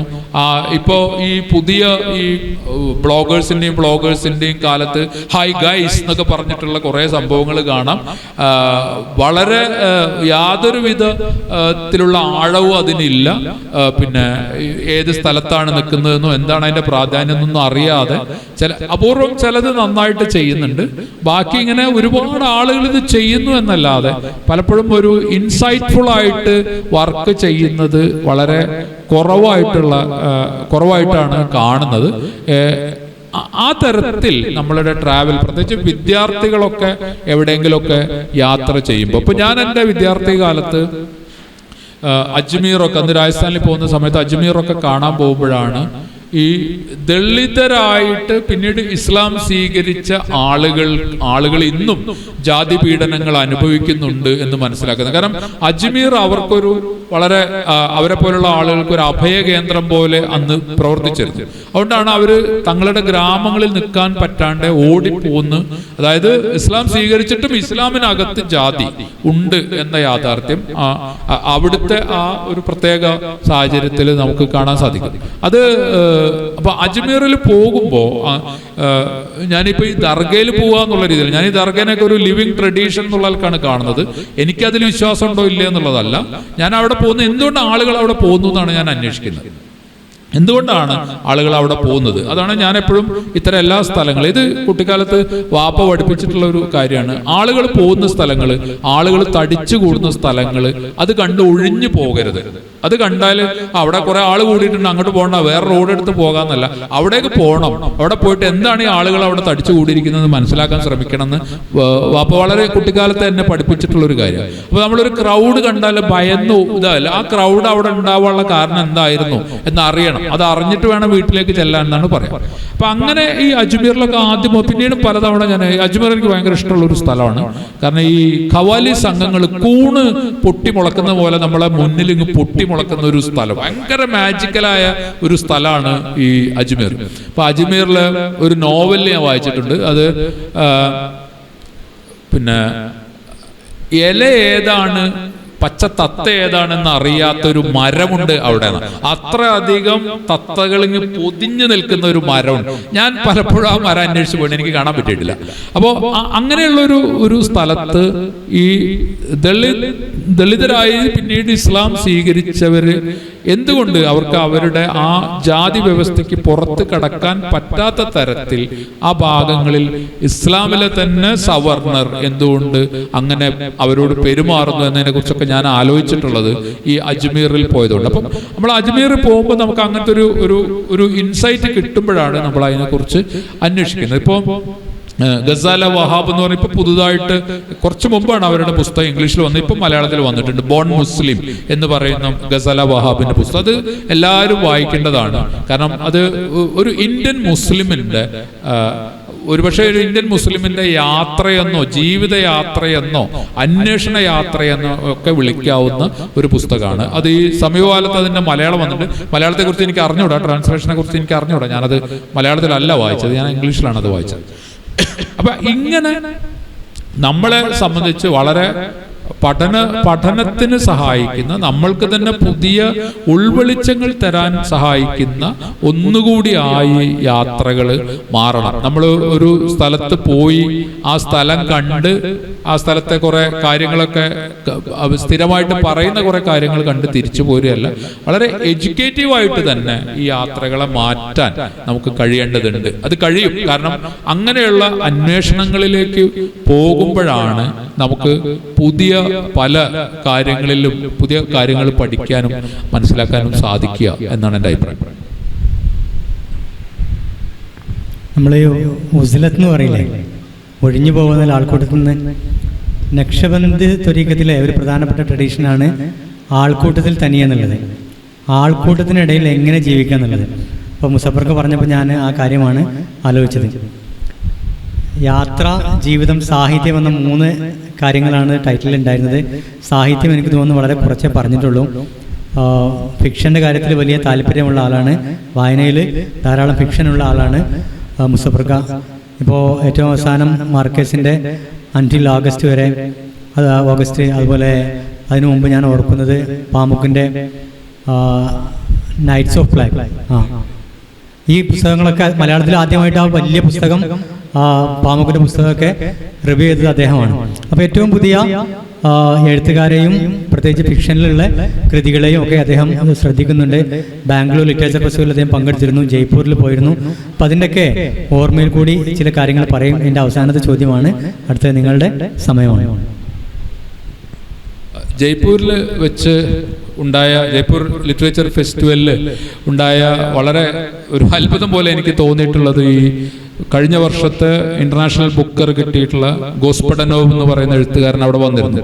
ടൈം ഷെൽട്ടർ എന്ന് പറയുന്ന നോവലാണ് അദ്ദേഹത്തിൻ്റെ നോവൽ. അപ്പോൾ ഗോസ്പഡനോവായിട്ട് ഒരു 1 hour കോൺവെർസേഷൻ അവിടെ നടന്നിരുന്നു. ഞാനത് കണ്ടിരുന്നു. അദ്ദേഹത്തെ കാണാനൊക്കെ എനിക്ക് വലിയ ഒരു അവസരം കിട്ടി. ഇത് വളരെ രസത്തോടെ തമാശയൊക്കെ പറഞ്ഞിങ്ങനെ തുടങ്ങി. ഒരു ഞായറാഴ്ച രാവിലെയാണ്, അവിടെ മഴ പെയ്തു. അപ്പോൾ തന്നെ പുള്ളി പറഞ്ഞു, ഞായറാഴ്ച രാവിലെയാണ്, മഴയും പെയ്യേണ്ടത്, വെറുതെ ഗുരുതരമായ ചോദ്യങ്ങളും ചോദിക്കരുത്, നമുക്ക് തമാശയൊക്കെ പറഞ്ഞിരിക്കാന്നൊക്കെ പറഞ്ഞു. അപ്പോൾ ഞാൻ വിചാരിച്ചു ഇയാൾ വെറുതെ ഒരു നമ്മളെ തമാശയൊക്കെ പറഞ്ഞ് അങ്ങ് പോവുമായിരിക്കും എന്നൊക്കെ ഇങ്ങനെ വിചാരിച്ച് ഇങ്ങനെ. അപ്പോൾ ഈ ഇന്റർവ്യൂവർ ചോദിച്ചു, നിങ്ങൾക്ക് ജീവിതത്തിൽ ഏറ്റവും ഇഷ്ടമുള്ള സമയം, ഒരു ദിവസത്തിൽ നിങ്ങൾക്ക് ഏറ്റവും ഇഷ്ടമുള്ള സമയം ഏതാണെന്ന് ചോദിച്ചു. അപ്പോൾ ഇയാൾ പറഞ്ഞു, പിന്നെ ഉച്ചയ്ക്ക് 3 മണി എനിക്ക് വളരെ ഇഷ്ടമാണ്. ഈ 3 മണിക്ക് ഞാൻ ഇരിക്കുന്ന മുറിയുടെ ജനല തുറന്നിട്ട് ഞാനിങ്ങനെ റോഡിലേക്ക് നോക്കിയിരിക്കും. ഇപ്പോൾ റോഡ് വളരെ സൈലന്റ് ആയിരിക്കും, അപൂർവമായിട്ട് വണ്ടികൾ കടന്നു പോകും, ചിലപ്പോൾ ഒരു പൂച്ച റോഡ് ക്രോസ് ചെയ്യുന്നുണ്ടാവും. ഇതൊക്കെ കണ്ടിങ്ങനെ ഞാൻ ഇരിക്കും. എനിക്ക് ഏറ്റവും ഇഷ്ടമുള്ള സമയം 3 മണിയാണ്. പിന്നെ ഇയാൾ അടുത്ത കാര്യം പറഞ്ഞപ്പോഴാണ് ഇയാള് അതുവരെ പറഞ്ഞ തമാശകളിൽ നിന്നൊക്കെ മാറി ഇയാൾ മറ്റൊരു കാര്യം പറഞ്ഞു. പിന്നെ 3 മണി എനിക്ക് വളരെ ഇഷ്ടമാണ്, അല്ലെങ്കിൽ 3 മണി വളരെ ശ്രദ്ധാപൂർവം ഇരിക്കേണ്ട ഒന്നാണ് എന്ന് എനിക്ക് തോന്നാനുള്ള ഒരു കാര്യം കൂടി ഉണ്ട്. അപ്പോൾ ഇന്റർവ്യൂവർ ചോദിച്ചു, അതെന്താന്ന് ചോദിച്ചു. അപ്പോഴാണ് യേശുക്രിസ്തു മരിച്ചത്, അതായത് കുരിശിലേറ്റിയ ക്രിസ്തു മരിക്കുന്നത് 3 മണിക്കാണ്. അതുകൊണ്ട് ആ 3 മണി എന്ന് പറയുന്നത് വളരെ എന്നിങ്ങനെ പറഞ്ഞ് ഇയാൾ പോയിട്ട് ഇയാളുടെ ഈ നോവലിനെ കുറിച്ച് ഞാൻ പറയുന്നില്ല, അത് വളരെ വണ്ടർഫുൾ ആയ നോവലാണ്, ആളുകൾക്ക് വായിക്കേണ്ടതാണ്. ഈ ടൈം ഷെൽട്ടർ, അതിന് മുമ്പുള്ള അദ്ദേഹത്തിൻ്റെ നോവലുണ്ട്. അപ്പം ഇദ്ദേഹം പറഞ്ഞൊരു കാര്യം എന്താണെന്ന് വെച്ചാൽ, ഈ നമ്മൾ ഭൂതകാലം ഭൂതകാലം ഉണ്ടാക്കുന്നതിനെ കുറിച്ച്, ഉണ്ടാക്കിയെടുക്കുന്ന ഒരു ഭൂതകാലം എങ്ങനെയാണ് ഇന്ന് ലോകരാജ്യങ്ങൾ ഉപയോഗിക്കുന്നത് അതിനെ കുറിച്ചിട്ടാണ് അദ്ദേഹം പറഞ്ഞത്. പിന്നെ പറയുന്നത് അതാണ് ആ സംസാരത്തിൽ എന്നെ വളരെയധികം അതിനോട് വലിച്ചടുപ്പിച്ചത് എന്ന് തന്നെ പറയാം. കാരണം അദ്ദേഹം പറയുന്നത് നമ്മളൊരു ഭൂതകാലം ഉണ്ടാക്കുകയാണ്, എന്നിട്ട് പറയാണ് ഇതാണ് ഭൂതകാലം. അല്ലാണ്ട് വേറെ ഭൂതകാലത്തെക്കുറിച്ച് നമുക്ക് അറിയാനുള്ള എല്ലാ വഴികളും തള്ളിക്കളഞ്ഞുകൊണ്ട് ഇതാണ് ഭൂതകാലം എന്ന് ഉറപ്പിച്ച് തറപ്പിച്ച് പറഞ്ഞിട്ട് ഈ ഭൂതകാലമാണ്, ഇതാണ് നിങ്ങളുടെ വേരുകൾ എന്ന് നമ്മൾ വിശ്വസിക്കുക. എന്ന് വിശ്വസിച്ചിട്ട് ആ ഭൂതകാലത്തിന്റെ, അതായത് ഈ നിർമ്മിത ഭൂതകാലത്തിന്റെ വക്താക്കളല്ലാത്ത എല്ലാ ആളുകളെയും ആ സ്ഥലത്ത് നിന്ന് അടിച്ചോടിക്കുക, അല്ലെങ്കിൽ കൊന്നുകളയുക. ഇതാണ് ഇന്ന് ലോകത്ത് നടക്കുന്നത് എന്ന് അദ്ദേഹം പറഞ്ഞു. അത് വളരെ വലിയ ഞെട്ടലോട് കൂടിയിട്ടാണ് ഞാൻ കേട്ടത്. കാരണം ഞാൻ പെട്ടെന്ന് ആലോചിച്ചത്, ഇത് ഇന്നത്തെ ഇന്ത്യയെ കുറിച്ചാണോ ഇദ്ദേഹം പറയുന്നത് എന്ന് എനിക്ക് തോന്നി. കാരണം പാകിസ്ഥാനിലേക്ക് പോയിക്കോളൂ എന്നാണല്ലോ പറയുന്നത്. നമ്മളോട് അനന്തമൂർത്തി ഉൾപ്പെടെയുള്ള ആളുകളോട് പറഞ്ഞത് നിങ്ങൾ നിങ്ങൾ പാകിസ്ഥാനിലേക്ക് പോയിക്കോളൂ എന്നാണ് പറഞ്ഞത്. അപ്പോൾ ഈ ഒരു നിർമ്മിത ഭൂതകാലം എന്ന സങ്കല്പം, ഒരുപക്ഷെ ഗോസ്പടനോവിനെ പോലെ വളരെ ബുദ്ധിശാലിയായ ഒരു എഴുത്തുകാരൻ ഇന്ത്യയെക്കുറിച്ചോ ഒരു രാജ്യത്തിൻ്റെയും പേര് പറയാതെ എന്തിനാണ് ജയ്പൂർ ലിറ്ററേച്ചർ ഫെസ്റ്റിവലിൽ നിർമ്മിത ഭൂതകാലം എന്ന് പറയുന്ന ഒരു സംഗതി, എന്ന് പറയുന്ന ഒരു ആശയം ചർച്ചയ്ക്ക് വെച്ചത് എന്ന് നമ്മൾ ആലോചിക്കേണ്ടതുണ്ട്. അപ്പോൾ ആ ഒരു ഫിക്ഷൻ എഴുതുന്ന ആൾ, അയാൾ കഥ എഴുതുന്ന ആളാണെന്നാണ് നമ്മൾ പറയാം. പക്ഷെ ആ കഥ എഴുതുന്ന ഒരാൾക്ക് ലോകത്തിൻ്റെ തന്നെ രാഷ്ട്രീയ ഘടനയെക്കുറിച്ച് ഉള്ള ആഴത്തിലുള്ള അറിവ് അത്ഭുതപ്പെടുത്തുന്നതാണ്. അതുകൊണ്ടാണ് അയാൾക്ക് പറയാൻ കഴിയുന്നത് ഇന്ന് ലോകരാഷ്ട്രങ്ങൾ മുഴുവൻ ഒരു ഭൂതകാലം നിർമ്മിക്കുകയാണ്, ഒരു ഭൂതകാലം നിർമ്മിച്ച് ഉണ്ടാക്കിയിട്ട് ഇതാണ് നമ്മുടെ ഭൂതകാലം, അതിനു മുമ്പ് പറഞ്ഞതൊന്നും ഭൂതകാലം അല്ല എന്ന് പറയാണ്. അപ്പൊ ഈ ഒരു അത്ഭുതം എനിക്ക് വളരെ കൂടുതലുണ്ട്. അത് അദ്ദേഹം വളരെ ഡീറ്റെയിൽ ആയി, ഞാൻ അദ്ദേഹത്തിന്റെ കോൺവെർസേഷനെ കുറിച്ച് ഒരു ലേഖനം തന്നെ എഴുതിയിട്ടുണ്ടായിരുന്നു.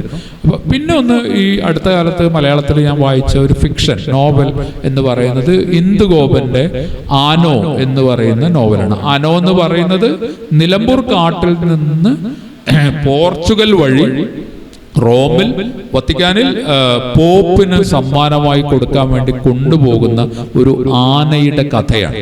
നമ്മുടെ നിലമ്പൂർ കാട്ടിൽ നിന്ന് ഒരു ആനയെ പിടിച്ചിട്ട് കൊണ്ടുപോവാണ് റോമിലേക്ക്.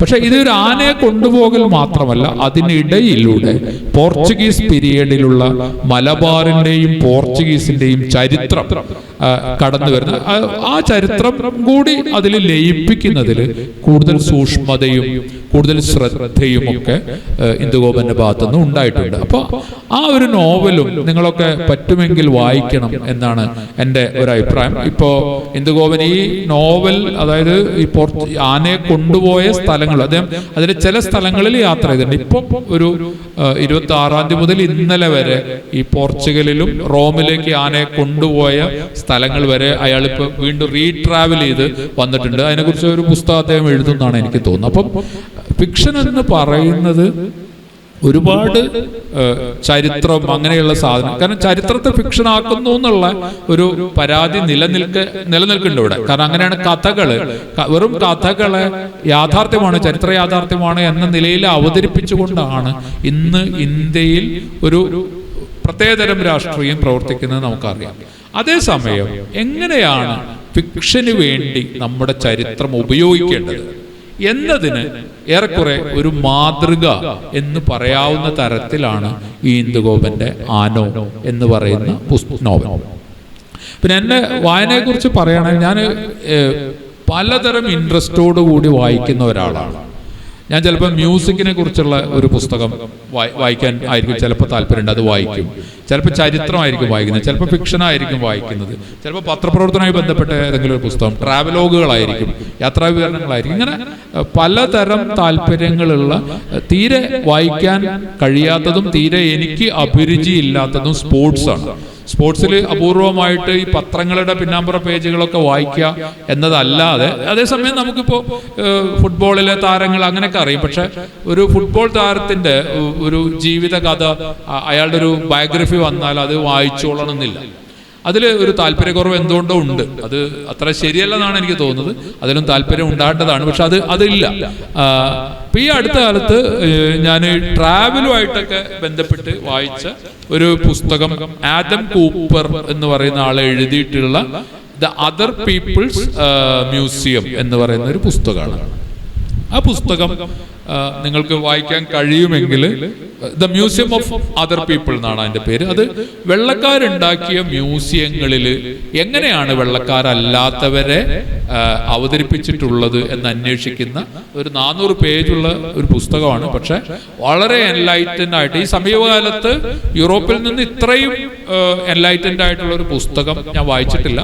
ഞാൻ എൻ്റെ വായനയുടെ പരിമിതിയായിരിക്കും, പക്ഷെ ആ പുസ്തകം എന്നെ വളരെയധികം ഒരുപാട് കാര്യങ്ങൾ നമ്മൾ തന്നെ അത്ഭുതത്തോടു കൂടി നോക്കി നിന്നിട്ടുള്ള ലൂവർ അടക്കമുള്ള, പാരീസിലെ ലൂവർ അടക്കമുള്ള മ്യൂസിയങ്ങളെ, ലോകത്തിലെ ലോകോത്തര മ്യൂസിയങ്ങൾ എന്ന് നമ്മൾ വിളിക്കുന്ന പല മ്യൂസിയങ്ങളെയും വളരെ ക്രിട്ടിക്കലായിട്ട് കാണുന്ന ഒരു പുസ്തകമാണ് ആദം കൂപ്പറുടെ പുസ്തകം. ആദം കൂപ്പർ തന്നെ ഒരു മ്യൂസിയോളജി പഠിച്ചിട്ടുള്ള, മ്യൂസിയോളജി ലോകത്തിലെ ചില മ്യൂസിയങ്ങൾ ഉണ്ടാക്കുന്നതിൽ പങ്കുവഹിച്ചിട്ടുള്ള ഒരാളാണ്.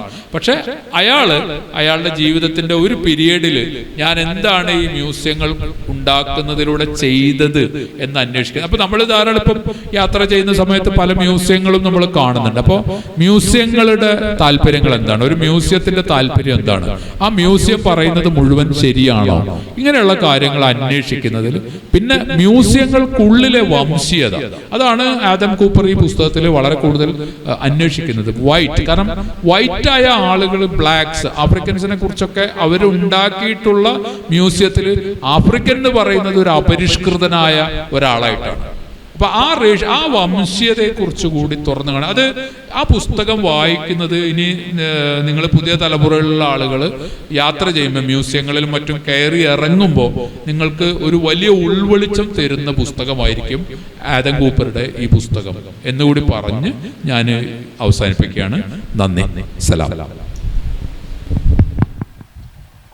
സാറിന്റെ മയിലുകൾ സവാരിക്കിറങ്ങിയ ചെരുവിലൂടെ ആ പുസ്തകത്തില് അതിൽ വായിച്ചപ്പോൾ ഭയങ്കര കൗതുകം തോന്നിയൊരു ഭാഗം, സാറ് വല്യപ്പാനെ കുറിച്ചുള്ള വീരസാഹസ കഥകളൊക്കെ കേട്ട് ഒരു ദിവസം സ്കൂളിൽ വരുന്ന വഴിക്ക് വീട് വിട്ട് ഇറങ്ങി വല്യപ്പാന്റെ ഫോട്ടോ തപ്പി വെല്ലാരിയിലേക്ക് പോകാൻ മുതിരുന്നൊരു സംഭവം പറയുന്നുണ്ടല്ലോ.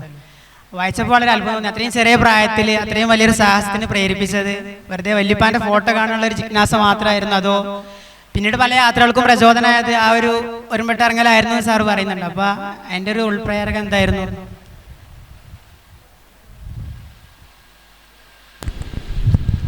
സ്കൂളിൽ പഠിക്കുന്ന കാലത്തല്ല, കുറച്ചുകൂടി മുതിർന്നിട്ടാണ് ആ യാത്ര ചെയ്യാൻ ശ്രമിക്കുന്നത്. കാരണം വെച്ചാൽ എൻ്റെ 2 വല്യപ്പമാരും, അതായത് ഉമ്മയുടെ ഉപ്പയും വാപ്പയുടെ ഉപ്പയും മലബാർ കലാപത്തിൽ തടവുകാരായിട്ട് ബെല്ലാരിയിൽ തടവുകാരാക്കപ്പെട്ട ആളുകളായിരുന്നു. അപ്പൊ ഇവരെ കുറിച്ച് പിന്നെ അതില് ഉപ്പയുടെ ഉപ്പയെ ഞാൻ കണ്ടിട്ടില്ല. കാരണം എൻ്റെ ഉപ്പാക്ക് 13 വയസ്സുള്ളപ്പം മരിച്ചുപോയി, വല്യപ്പ മരിച്ചുപോയി. ഉമ്മയുടെ ഉപ്പ എൻ്റെ വിവാഹം കഴിഞ്ഞിട്ടാണ് മരിക്കുന്നത്. അപ്പോൾ ഇപ്പം നമ്മൾ കുട്ടിക്കാലം മുതലേ ഈ കലാപത്തിൻ്റെ പല കഥകളും നമ്മുടെ തറവാട്ടിൽ ചുറ്റുപാടുകളിലൊക്കെ ഇങ്ങനെ കേൾക്കുന്നുണ്ട്. അപ്പോൾ ഇതിൻ്റെ രസകരമായ ഒരു കാര്യം എന്ന് വെച്ചാൽ എൻ്റെ ഈ പിന്നെ ഉപ്പയുടെ ഫോട്ടോഗ്രാഫുകളൊന്നുമില്ല. അപ്പം അങ്ങനെ ഞാൻ അതിനെക്കുറിച്ച് ഇങ്ങനെ അന്വേഷിക്കാൻ, കാണാത്ത വല്യപ്പയെ കാണാനുള്ള ഒരു ആഗ്രഹം കൊണ്ടാണ് നമ്മളത് അന്വേഷിക്കുന്നത്. അപ്പോൾ അന്ന് എം ഗംഗാധരൻ മാഷ് പരപ്പനങ്ങാടിയിലുള്ള കാലമാണ്. അപ്പം എന്നോട് ഒരാൾ പറഞ്ഞു, അങ്ങനെ മലബാർ കലാപത്തെക്കുറിച്ചൊക്കെ പഠിക്കുന്ന ഒരാളുണ്ട്, എം ഗംഗാധരൻ എന്നാണ് അയാളുടെ പേര്, അയാൾ പരപ്പനങ്ങാടിക്കാരനാണ്, അയാളുടെ അടുത്ത് പോയി ചോദിച്ചു നോക്കുക ഇങ്ങനത്തെ ഫോട്ടോസൊക്കെ കിട്ടാൻ വല്ല വഴിയുണ്ടോ എന്ന്. അങ്ങനെ ഞാൻ അദ്ദേഹത്തിൻ്റെ അടുത്ത് ചെന്ന് ഇങ്ങനെ പരിചയപ്പെട്ട് കാര്യം പറഞ്ഞു, ഇങ്ങനെ എൻ്റെ വല്യപ്പയുടെ ഫോട്ടോ കാണാനുള്ള ഒരു വലിയ ആഗ്രഹം എനിക്കുണ്ട്. അപ്പം മൂപ്പര് പറഞ്ഞു, ബെല്ലാരിയിൽ ഒരു പക്ഷേ പ്രിസൺ റെക്കോർഡ്സിൽ അന്ന് ബ്രിട്ടീഷുകാർ തടവുകാരുടെ ഫോട്ടോ കൂടി ഈ രജിസ്റ്ററിൽ പതിക്കുന്ന ഒരു പതിവുണ്ട്, ചിലപ്പോൾ അവിടെ കാണുമായിരിക്കും, നിങ്ങൾ ഈ പറയുന്ന പേരുള്ള ഒരാളുടെ ഒരു ഡീറ്റെയിൽസ് എനിക്കറിയില്ല, ഞാൻ കണ്ടിട്ടില്ല എന്ന് അദ്ദേഹം പറഞ്ഞു. അപ്പോൾ നമുക്ക് തോന്നുകയാണ് ബെല്ലാരിയിൽ പോയാൽ വല്യപ്പയുടെ ഫോട്ടോ കാണാൻ പറ്റുമായിരിക്കും എന്ന് തോന്നുകയാണ്. പക്ഷെ വാസ്തവത്തിൽ അന്ന് ഞാൻ ബെല്ലാരിയിൽ എത്തുന്നില്ല. ബെല്ലാരിയിൽ എത്തിയാലും വലിയ കാര്യം ഉണ്ടാവുമായിരുന്നില്ല. കാരണം ബെല്ലാരി പ്രിസൺ, അന്ന് ഇവരൊക്കെ അടച്ച ബെല്ലാരി ജയില് അപ്പോഴേക്ക് ഒരു ആശുപത്രിയായി മാറിക്കഴിഞ്ഞിരുന്നു. അവിടെയുള്ള റെക്കോർഡ്സ് മുഴുവൻ ചെന്നൈ ആർക്കൈവിലേക്ക് മാറ്റി. പിന്നീട് ഞാൻ ചെന്നൈ ആർക്കൈവിൽ കുറെ കൂടി മുതിർന്നതിന് ശേഷം പോയി നോക്കിയെങ്കിലും ഇങ്ങനെ ഒരു റെക്കോർഡോ ഇങ്ങനെ ഒരു ഫോട്ടോഗ്രാഫോ എനിക്ക് കാണാൻ കഴിഞ്ഞില്ല. അപ്പൊ അത് നമുക്ക് കാണാൻ, കാരണം അന്നത്തെ ഈ 1921 ഫോട്ടോഗ്രാഫി ഉണ്ട്, പ്രത്യേകിച്ച് ബ്രിട്ടീഷുകാരുടെ ഫോട്ടോഗ്രാഫി വളരെ സജീവമായിട്ടുണ്ട്. അപ്പൊ എവിടെയെങ്കിലും വല്യപ്പയുടെ ഒരു പടം ഉണ്ടെങ്കിൽ നമുക്ക് വല്യപ്പയെ വീണ്ടും കാണാൻ കഴിയും എന്നുള്ള, വല്യപ്പ എങ്ങനെയായിരുന്നു ഇരുന്നത് എന്ന് കാണാൻ കഴിയുന്നുള്ള ഒരു അന്നത്തെ ഒരു കൗമാരക്കാരന്റെ ഒരു ആഗ്രഹം, അതിന്റെ പിന്നാലെ ഇങ്ങനെ പോയതാണ് അന്ന്. അത് വിജയിച്ചില്ല, അത് ഇനിയും വിജയിക്കാൻ ഇടയില്ല. കാരണം എനിക്ക് ഒരിക്കലും ആ പടം കിട്ടുമെന്ന് എനിക്ക് തോന്നുന്നില്ല. അങ്ങനെ ഒരു മലപ്പുറത്ത് പെരിന്തൽമണ്ണയിലൊക്കെ ജനിച്ച് ജീവിച്ച ഇങ്ങനെ ഗ്രാൻഡ് ഫാദറുടെ പടം അന്വേഷിച്ച് അത് കാണാൻ പറ്റാതെ പോയ ഒരാളെ കുറിച്ച്, അതായത് എന്നെ കുറിച്ച് തന്നെ അങ്ങനെ ഒരു സംഗതി എഴുതുന്നതിനെ കുറിച്ച് ഞാനിപ്പോൾ ആലോചിക്കുന്നുണ്ട്. കാരണം ഈ ഫോട്ടോഗ്രാഫിക് ഇമേജസ് എന്ന് പറയുന്നത്, പിന്നീട് ഞാൻ ചില ആളുകളുടെ ഒക്കെ പടങ്ങൾ അങ്ങനെ കണ്ടിട്ടുണ്ട്. ചില ആ കാലത്ത് അവരെ കൂടെ ഒക്കെ തന്നെ പ്രിസണേഴ്സ് ആയിരുന്ന ചിലരുടെയൊക്കെ പടങ്ങൾ ഇതേപോലെ ആളുകൾ റിട്രൈവ് ചെയ്തൊക്കെ സംരക്ഷിച്ചു. പക്ഷെ എനിക്കതിന് കഴിഞ്ഞില്ല ആ കാലത്ത്, പിൽക്കാലത്തും അത് കഴിഞ്ഞിട്ടില്ല. അപ്പം ആ ഒരു ആബ്സെൻസ് എന്ന് പറയുന്നത് നമുക്ക് കാണാൻ പറ്റാത്ത വല്യപ്പയെ എങ്ങനെയെങ്കിലും ഒരു ഫോട്ടോയിൽ കാണാൻ പറ്റുമോ എന്ന് അതിന് തന്നെ ജീവിതകാലം മുഴുവൻ അതിന് ശ്രമിച്ചുകൊണ്ടിരിക്കുന്ന ഒരാളെ കുറിച്ച്, അത് എന്നെ കുറിച്ച് എന്നുള്ള രീതിയിലല്ല, അങ്ങനെയുള്ള പല സ്ഥലങ്ങളിലും അത്തരത്തിൽ ഉള്ള നമുക്കൊരു ഏറ്റവും പ്രിയപ്പെട്ട ഒരാളെ അന്വേഷിക്കുന്ന ഒരു മനുഷ്യനെ കുറിച്ച് ഒരു പുസ്തകം എഴുതണമെന്ന് ഞാൻ വളരെയധികം ആഗ്രഹിക്കുന്നുണ്ട്.